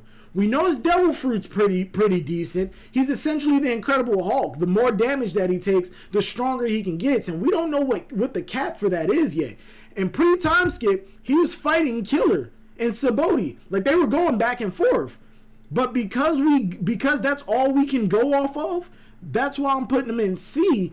And Killer is up one tier just because we've seen more from him this arc. We saw him tangoing with Zoro, but because he got fucking decimated, he's not in the same standing, but close to it. That's why Killer's in B, and that leads me to believe that Arouge is in C. X Drake, I'm thinking about moving up to B, but I'm gonna make an argument for that. Arouge and Drake are too low in my opinion. It's just Manga After Dark. Why do I know that name? I think Arouge is stronger than Killer. I mean, but what do you have to go off of that? What has he done to prove that? We've already seen that Killer can do damage to Kaido. We've seen Killer actually beat an Emperor. We've actually seen Killer beat a Supernova. Like, what else has Arouge done aside from fighting a 4th string commander that puts him above Killer? Like, he beat a commander. I give him that props. I give him those props, and that's what takes him out of D tier. But because we haven't seen anything else from Arouge past that point, I don't feel comfortable moving him up anymore.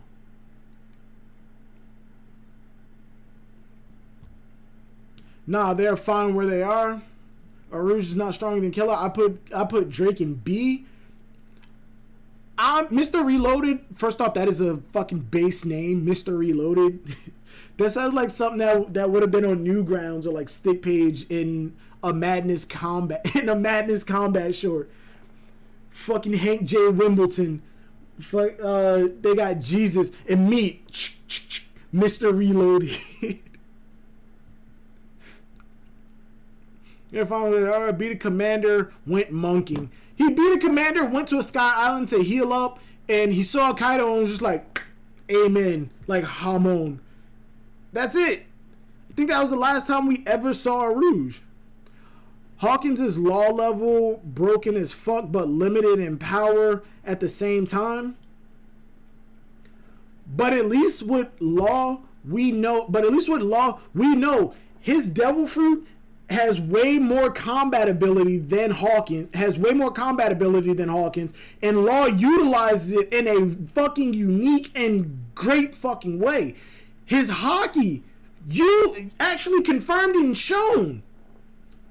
Hawkins has, post time skip, has not shown the same utilization of his devil fruit that he showed pre-time skip. Law has actually shown to have improved using his shit. Where were we? X Drake. I think we can move up, but I need to convince. As a matter of fact, I'll make a goddamn poll on it.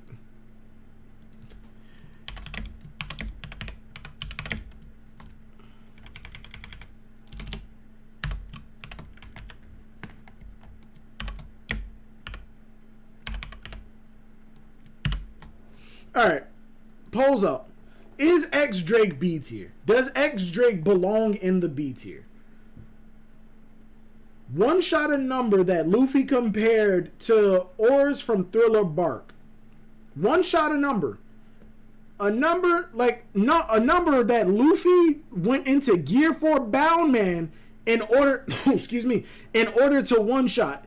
Granted, I don't think he needed Bound Man in order to one shot him. He probably could have done probably could have done like an elephant gun in order to one-shot it, because we beat Moria pre-time skip with a giant jet storm, I think it was.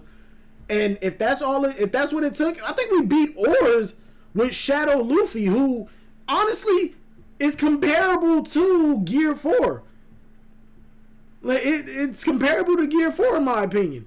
But because Luffy got stronger over the time skip, I think that Gear 3rd was enough is probably enough at this point to take down one of the numbers. Who has X Drake beaten?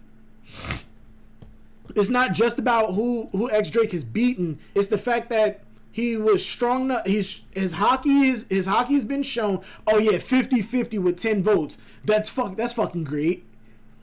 His hockey was displayed to the point where he can take on a Logia. Strong enough to move up the ranks in an Emperor's crew, not just any Emperor, in Kaido's crew, to be a part of the third string fighters, that being the Flying Six.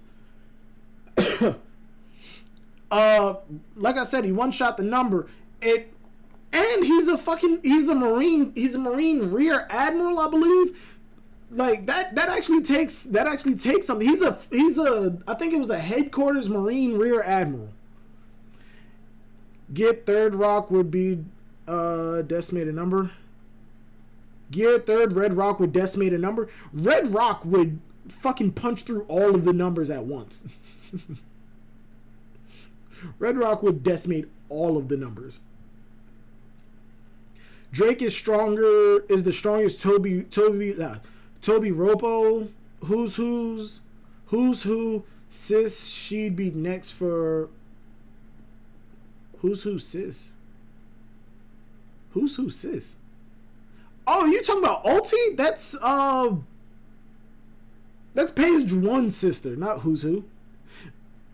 The way that I had the Toby Ropo was X Drake.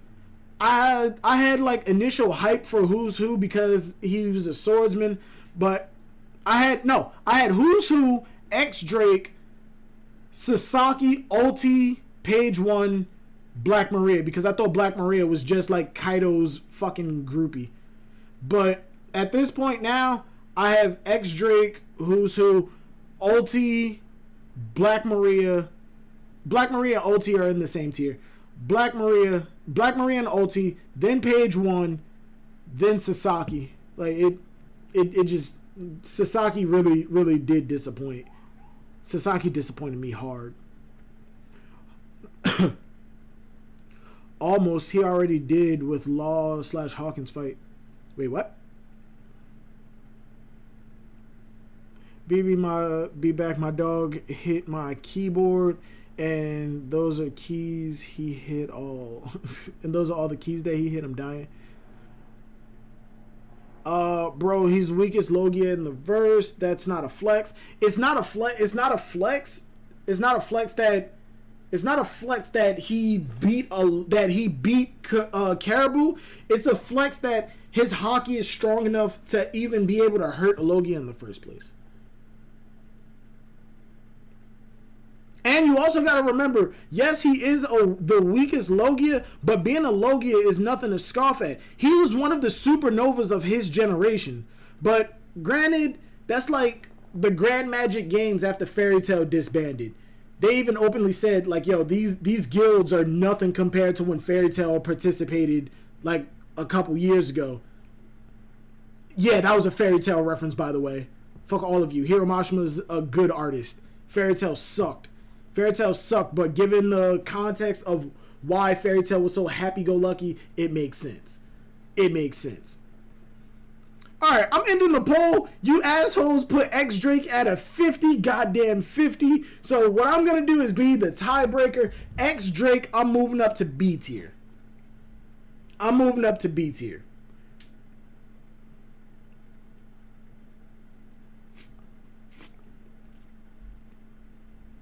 Any armament user can beat a Logia. All supernovas are confirmed Hawk users except for Capone, Arouge, and Bonnie.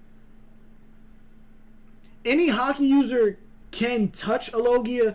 Not all hockey users can beat a Logia. Fairy Tail is hentai. Hiro Mashima used to do hentai. I actually know Hiro Mashima's pen name when he did hentai.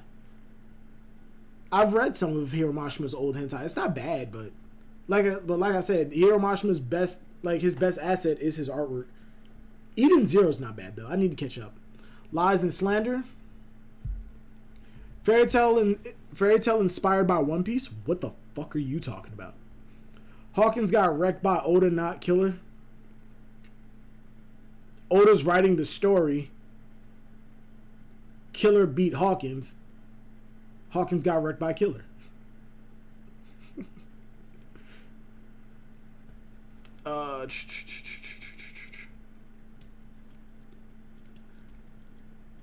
But yeah, Matt C. That's not 100%. That's not inaccurate, but it's not 100% accurate. Any hockey user, yes, can harm and touch a Logia, but any hockey user can't beat a Logia. Look at Tashigi versus Monet. I did hear Fairy Tail copied One Piece. Gildarts looks a lot like Shanks. There's a character that was in earlier arcs that is straight up just Kuma. There are a few things. Hold on. Oh no, that's my face cam.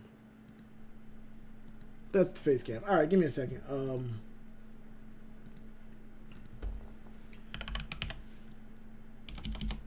Fairy Tail One Piece.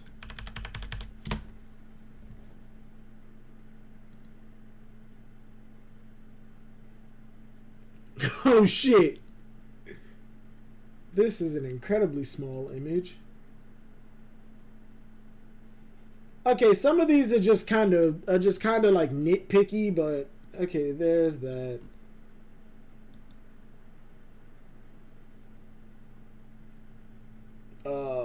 Open that up. Display. But yeah, this guy looks an awful lot like Kuma. We got the speedster guy that people say is a ripoff of Frankie. I don't see it. I feel like that's nitpicky. This is 100% like just straight up. Yeah, these two are pretty much the same. The Poison Dragon Slayer, I forgot his name. People are saying he's a ripoff of Boa. Don't see it. He's just a cool guy with a giant snake. That doesn't mean he's a ripoff of Boa. Hell, their entire fighting style and like personalities are different. These two characters, Doflamingo and this bitch, no. This guy, they said that he just falls asleep just like a. I don't see it. He's just a sleepy guy. Oh yeah, and Gildarts and Shanks. That is fucking hilarious. I found that to be one of the funniest things in the world.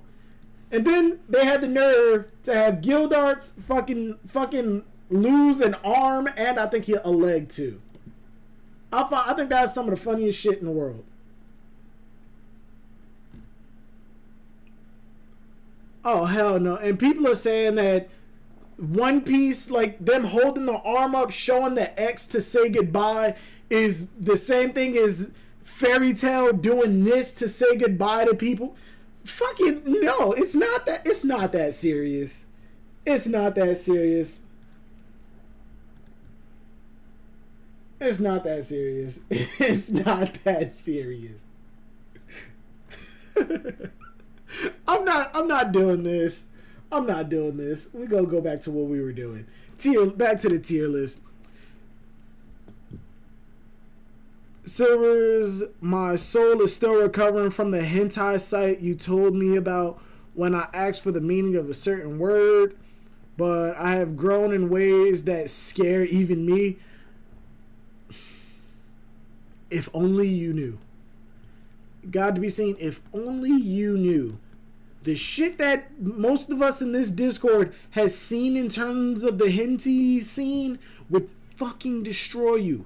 If just the little shit that we've told you about is enough to destroy your soul, we were hurt by that. But the shit we've seen since then, we've become so numb that if we were to show you the weirdest, craziest shit, would destroy your fucking existence. I hate when Oda does this, dude, especially promising characters. Bill Pap, can you elaborate on that, please? Hates when he does what? Gildarts definitely gives it away. That's a lame version of Shanks.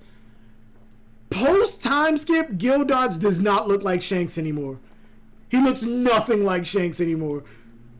Hiro Mashima completely redid that. He completely redid his design. He has a full beard. He still has the long hair, but it comes down longer and it's like lush. Hell, his facial structure is even different. He looks nothing like him. But I think that's more so Hiro Mashima's artwork evolving a little bit to where the eyes are a lot bigger and a little bit more sharp. Killer is commander level. Yes, Killer is commander level. But I'm moving X Drake up to B. Now the two controversial ones. Bonnie and Apu.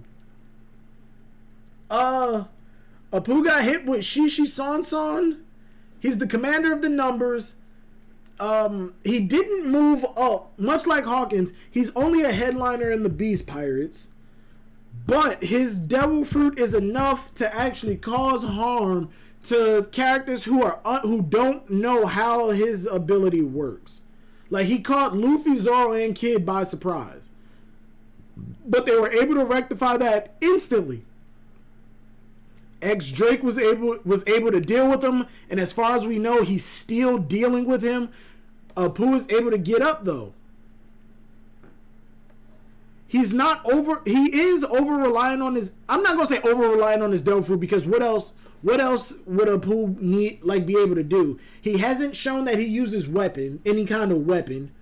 So his devil fruit really is his main source of attack. Fairy Tail has dragon lost brother. What? Apu is a headliner? Apu is a headliner. Apu knocked out Luffy and blocked Zoro and X Drake attack. Also, he isn't a headliner. He's not a Toby Roppo because he aspire recruit people for Kaido. Could have sworn Apu was confirmed headliner. Give me a second. Could have sworn Apu was a confirmed headliner.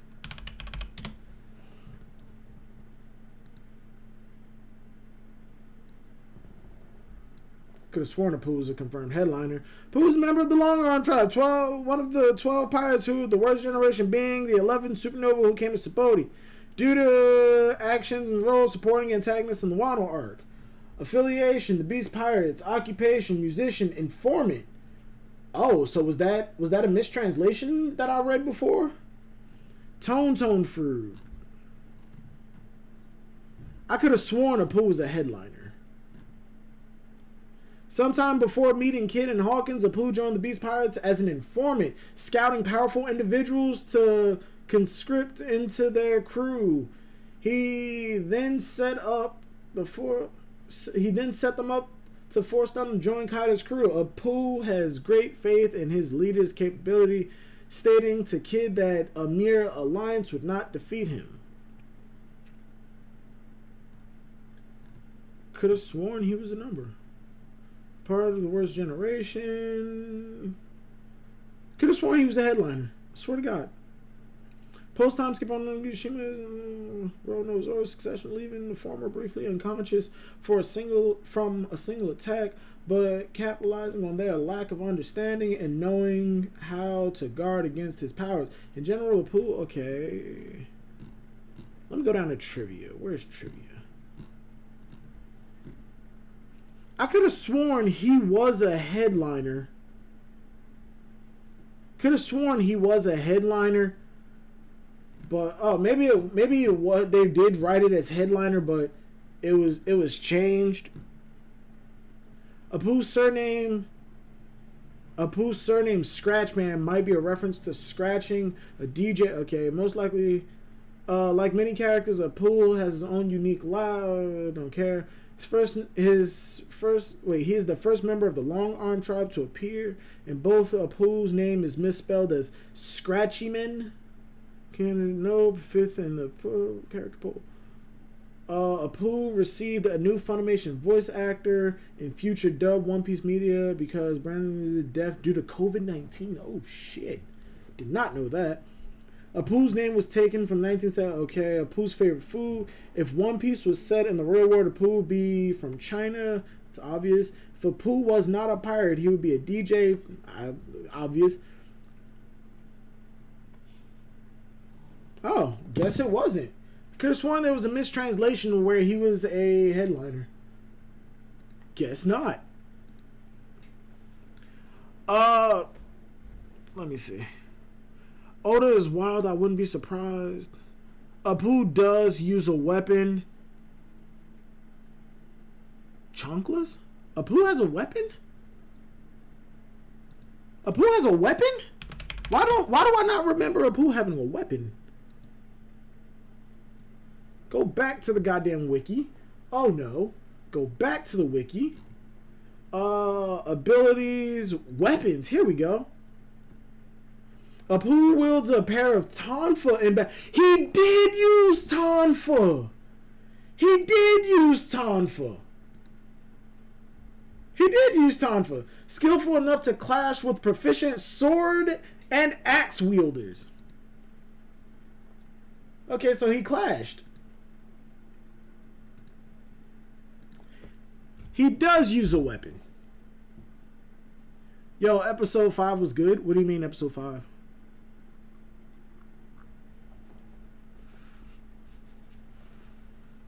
Oh, Fat Lewis. Fuck, man. Jesus Christ. I'm looking like, what do you mean episode 5? Lewis, if you want... Well, no, I gotta work tomorrow. Shit. Lewis, we need to make a day to where we can continue watching One Piece. Oh, wait. You continued watching One Piece, didn't you? But yeah, we need to continue watching One Piece in order so I can tell you when we can watch the movies. So we know when to watch the movies. Tonfas, I believe, Capone over Hawkins. I mean, they're both in the same tier, honestly. Apu, honestly, I want to put him in the same tier as X Drake. I want to put him in this. I mean, not X Drake, as Arouge. He did get the sneak attacks on Luffy, Zoro, and Luffy, Zoro, and Kid, but that was because they didn't have an understanding of his ability. But it did KO Luffy for a little bit. Took several Big Mom punches. Wait, are you talking about Capone? Apu is definitely B.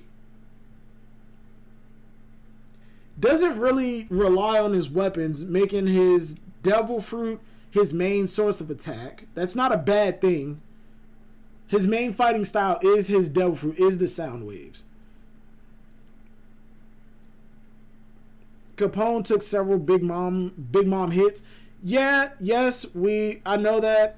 I know Capone took several Big Mom hits, but outside of his durability, we had this conversation already. Outside of his durability, Capone really doesn't have anything. Capone doesn't have anything like to put him up.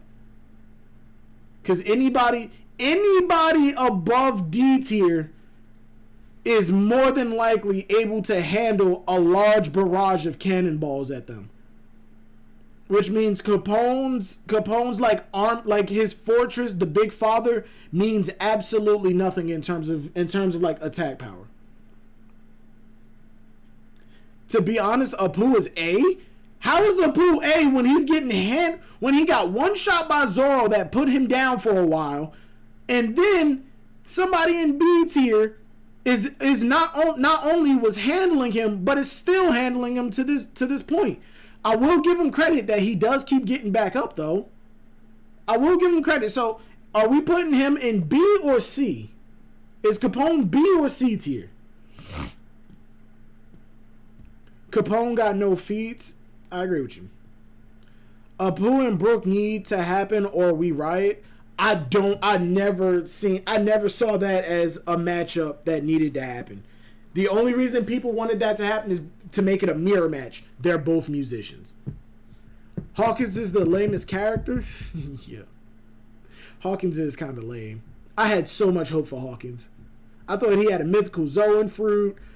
I thought the whole tarot card reading thing was interesting, but it just didn't go through. Oda didn't do anything with it.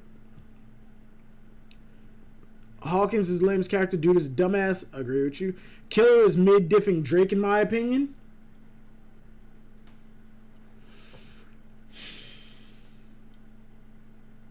I think it will be a close match. Like, I'm not putting much thought into it, but I think it would be a relatively close match.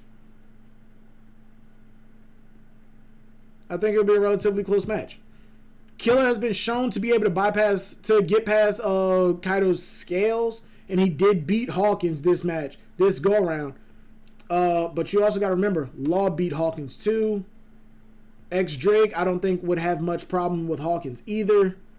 Because honestly, X-Drake really don't have nobody around him to, yo, Lothar, what's going on, man? Drake really doesn't have anybody for Hawkins to use as a hostage, so it really wouldn't go anywhere.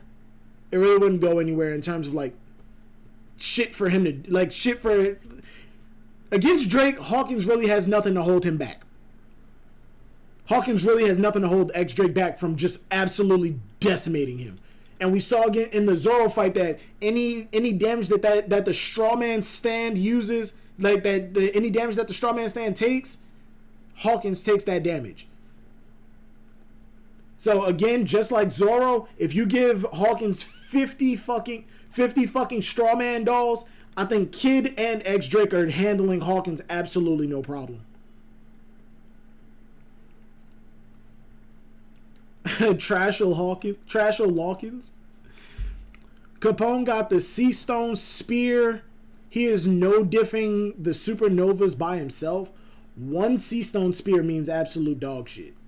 And if you give it to somebody who can't do anything, and out of these Supernovas, 1, 2, 3, 4, 5, 6, 7, 8. Okay, most of them use devil fruits, but a Sea Stone weapon is really only useful against a Logia.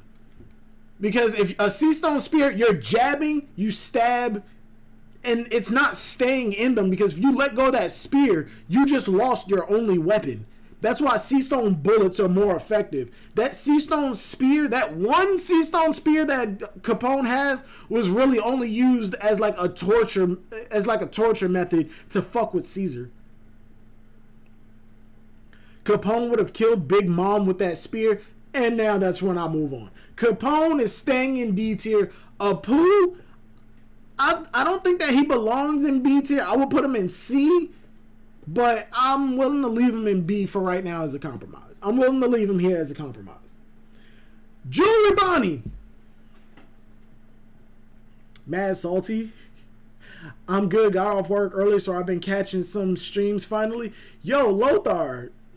Last time we talked, bro, you were like, you had to go to the hospital or something. You're doing good, right? Like, Lothar, you're good, right? Like, I'm like, yeah, you're in the chat, but like, you're, in terms of like health wise, you're cool, right? I apologize for putting the stream on hold, but Lothar's like an OG. He's a part of the community, like, heavy. I need to make sure my boy okay. Hearing Lothar in the hospital is how some people think about when I did my Marvel movie marathon, like the MCU marathon of everything, and I tried to watch it all in one sitting. I passed out on my porch. Yeah, I had COVID. Oh, shit. Yo, Lothar, bro, you need to please be sure to take it easy. Please be sure to watch yourself. Please look after your health. Don't take unnecessary. Do not do anything unnecessary. I hope your job isn't one to doesn't expose you to too much of that shit, bro. In all honesty, please take care of yourself. Seriously. I'd be surprised if Bonnie does. What?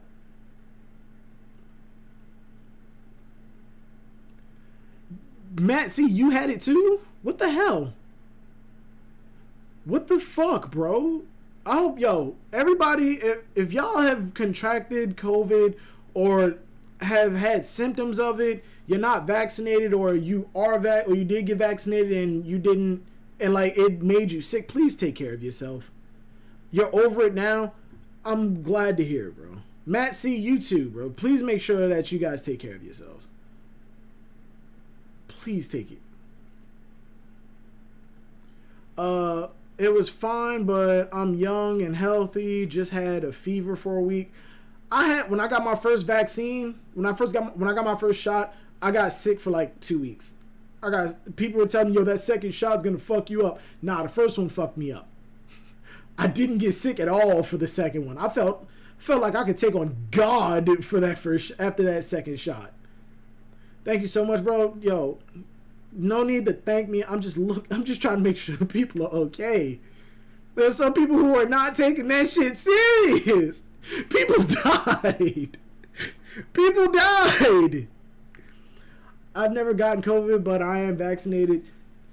Yo, Tristan, yo, guys, please take care of yourselves. Whether it's COVID, whether it's a common cold, whether it's a goddamn mosquito bite, take care of yourselves.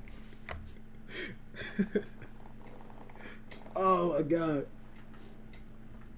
I was sick for 2 weeks, but 1 week was fever, bro. I hate it. I was down bad after that first shot. Me and that bed right there were best fucking friends. Silver's the God Slayer. I was ready to fight God or become him. Tier list, because we've been going for 2.5 hours. Normally, I'm done by now. Tier list. Jewelry Bonnie. I want to put her in C tier just because of my personal bias. Lothar. You have been like... Lothar's my nigga. Lothar's my nigga. I feel like I have to let the Discord and Lothar, when I finally do start posting videos, I feel like I have to let the Discord see the video before I actually post it. I feel like that has to happen. Silvers, you better sit down, boy. You ain't taking on shit. Hold up. Where's that? I ain't taking... Come at me, Jesus.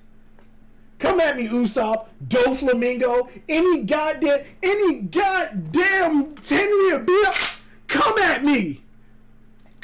me, boy.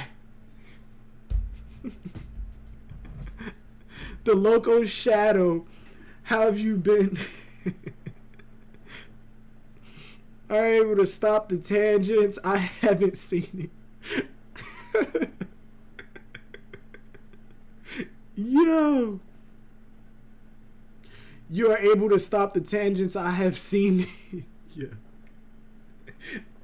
Yo, y'all are fucking wild. Alright. Jewelry Bonnie. Busted devil fruit. Able to age people up to senior citizen status or age them down to infancy. Really hasn't taken on anybody. We know that she can move through a large group of people with relative ease and turn them all into small children. And as far as we've seen, she has to touch you in order for that to happen. Silvers, you could be bigger if you made videos. As a matter of fact, I'm gonna let y'all see into the super secret business room. Bounties. New bounty video. It's done. Well, no, it's not done. It's done. I'm done recording it. I need to edit it. Scrolling up. The carrot video. 100% done. Absolutely done. Need to upload it. Vivi, returning Straw Hat. Explaining my standpoint on why I think Vivi is coming back. And what her role going forward in the story. It's done. It's done. Just need to upload it. The Ace video. The What If Ace Survived video.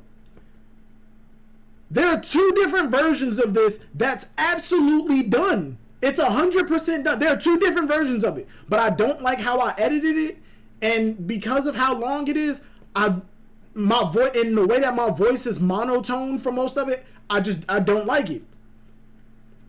And this is my oldest fucking video that I've ever scripted.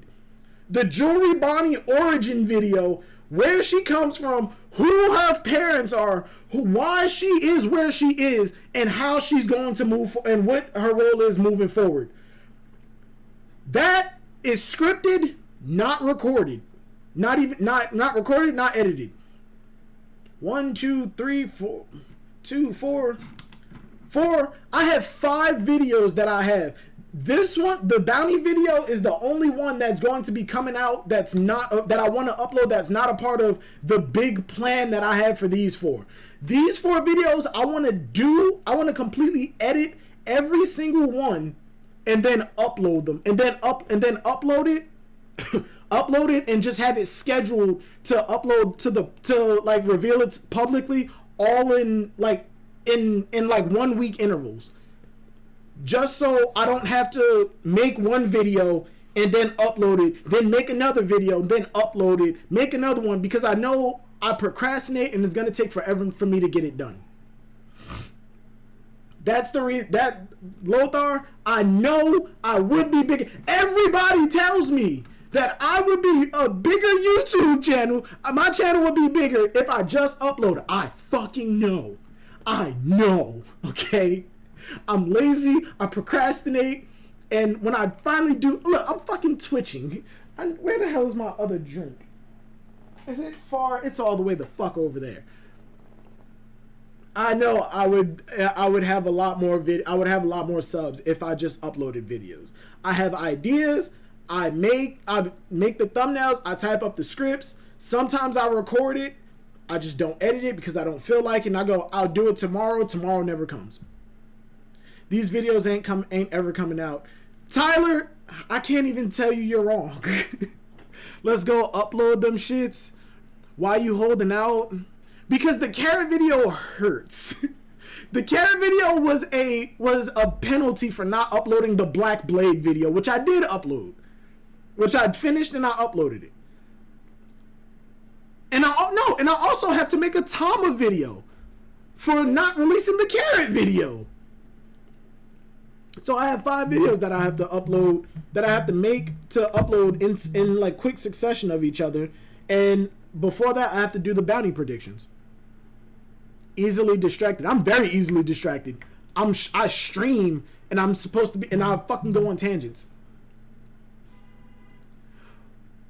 What, you lost that carrot video bet a long time ago? I forgot about that. Bro, that's what I'm saying. Silver's the Dr. Dre of the One Piece community. Okay. Alright, okay. Ugh. The One Piece, the tier list. Can we find an editor?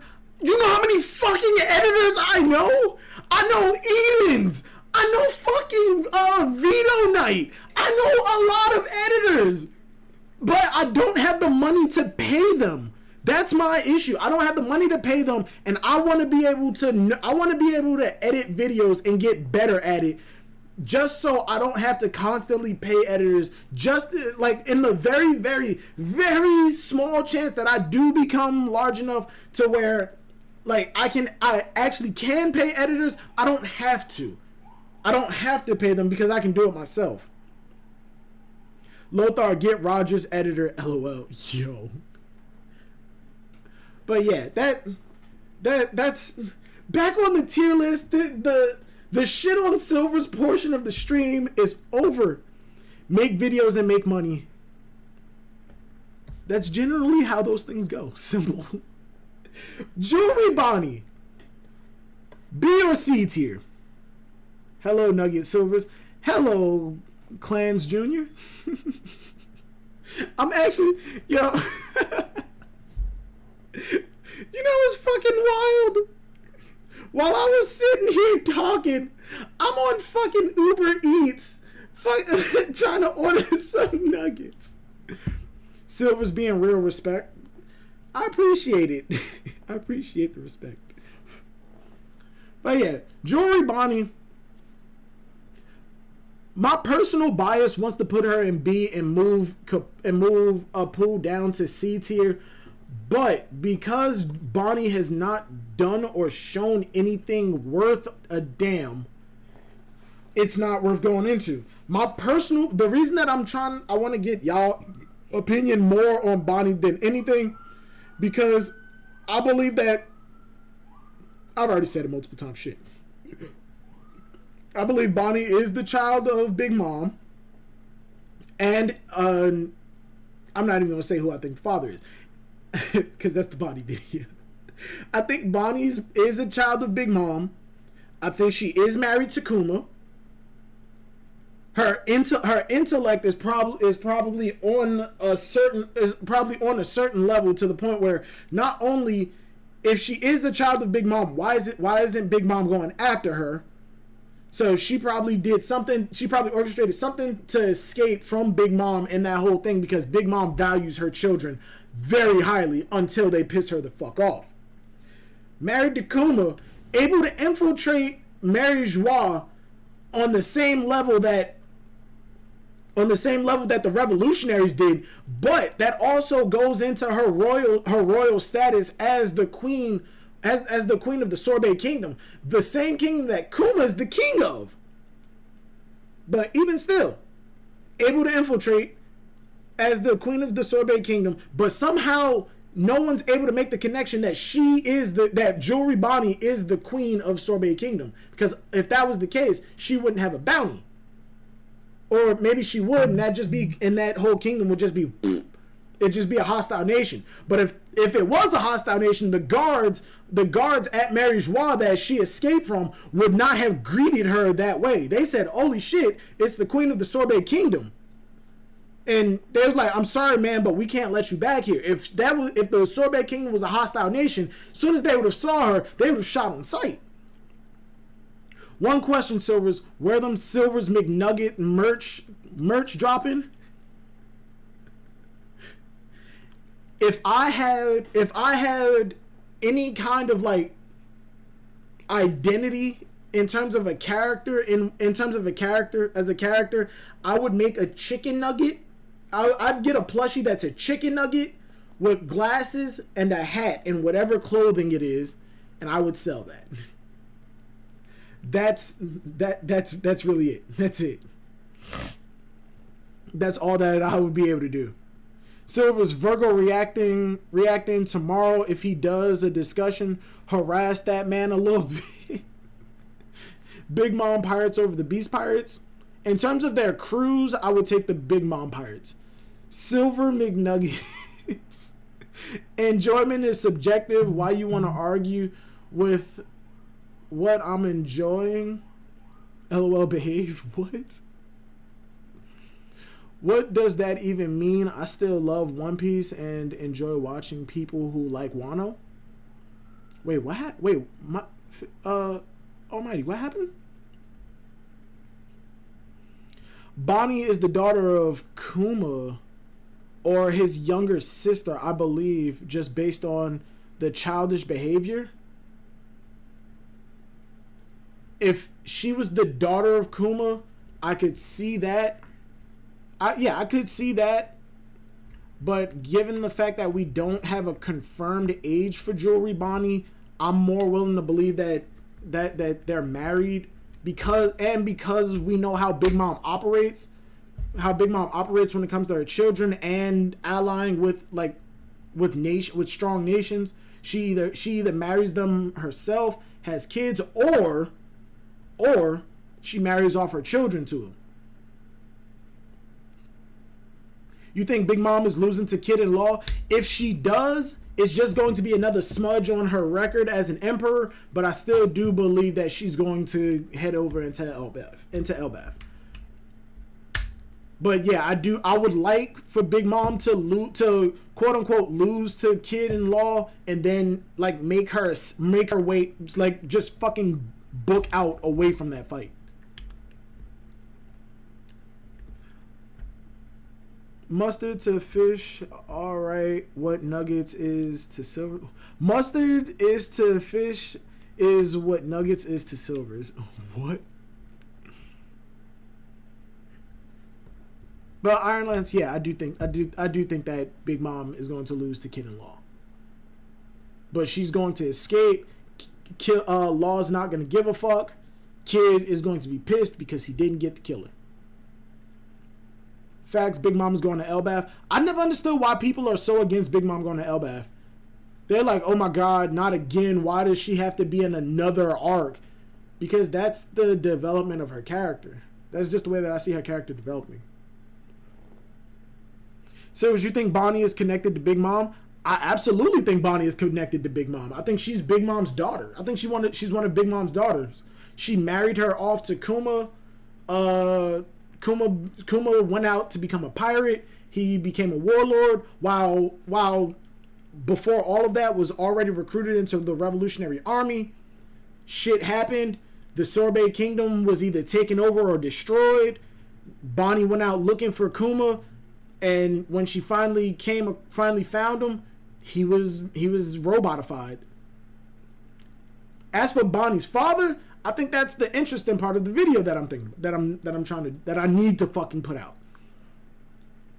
Big Mom will lose to Kid in Law because Kid is going to unlock Conqueror's coding.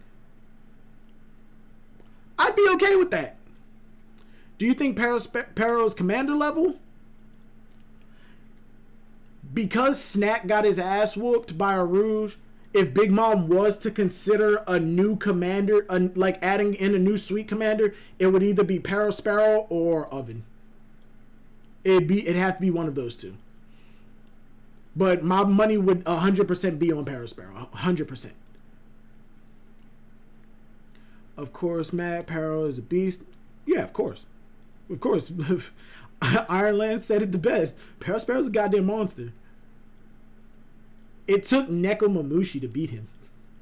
Neko fucking Mamushi in Sulong to beat him. Big Mom doesn't need to stink up another arc.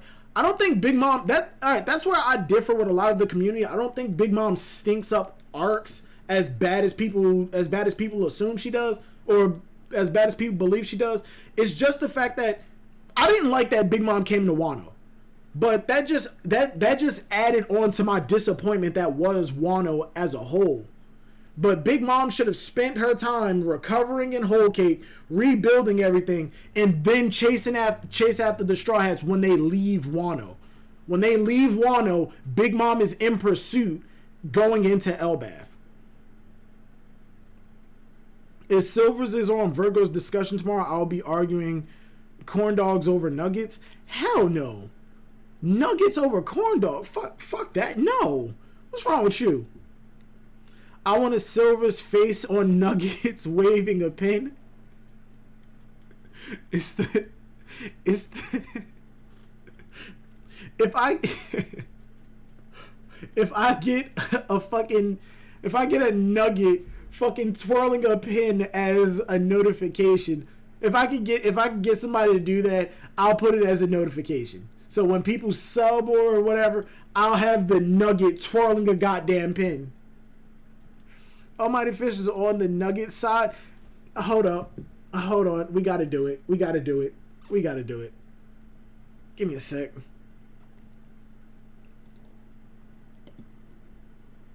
Close that. Open that. Alright, we're gonna make a poll. Check Twitter. Go to my Twitter. Nuggets or... Fuck it. Shit. Where's the poll? Is that the poll? Yeah. Nuggets or corn dogs?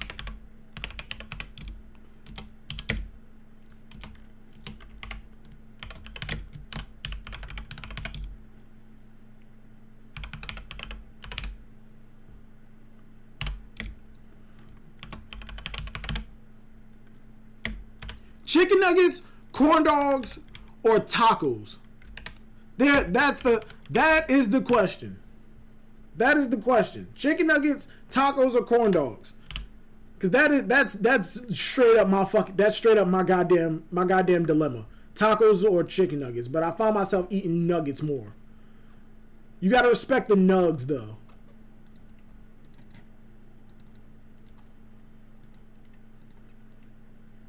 Yeah, bam. There we go. Wait, what the hell? Why did the poll not post right? Oh, there it is. Chicken nuggets, corn dogs, and tacos. Poll, check Twitter. Check my Twitter. Vote now. Tacos won. I feel like tacos are gonna dominate. Tacos are 100% gonna dominate. But yeah, All right, with that, that's where I'm gonna end it. I gotta find me something. I gotta get me something to eat. You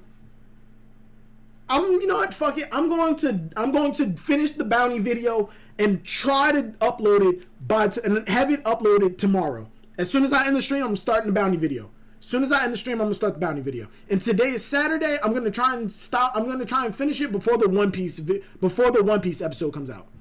Give me tendies God to be seen. I feel like chicken tenders will be cheating because chicken tenders can be chopped up and put onto tacos. But with that, I'm out. Take it easy. Have a good one. Thank you everybody who came through. At one point we had 35 people in the stream at one point. That's fucking amazing. Like the stream, join the Discord because we will be watching the One Piece episode tonight once it drops. Thanks for the stream. No problem. Have a good one.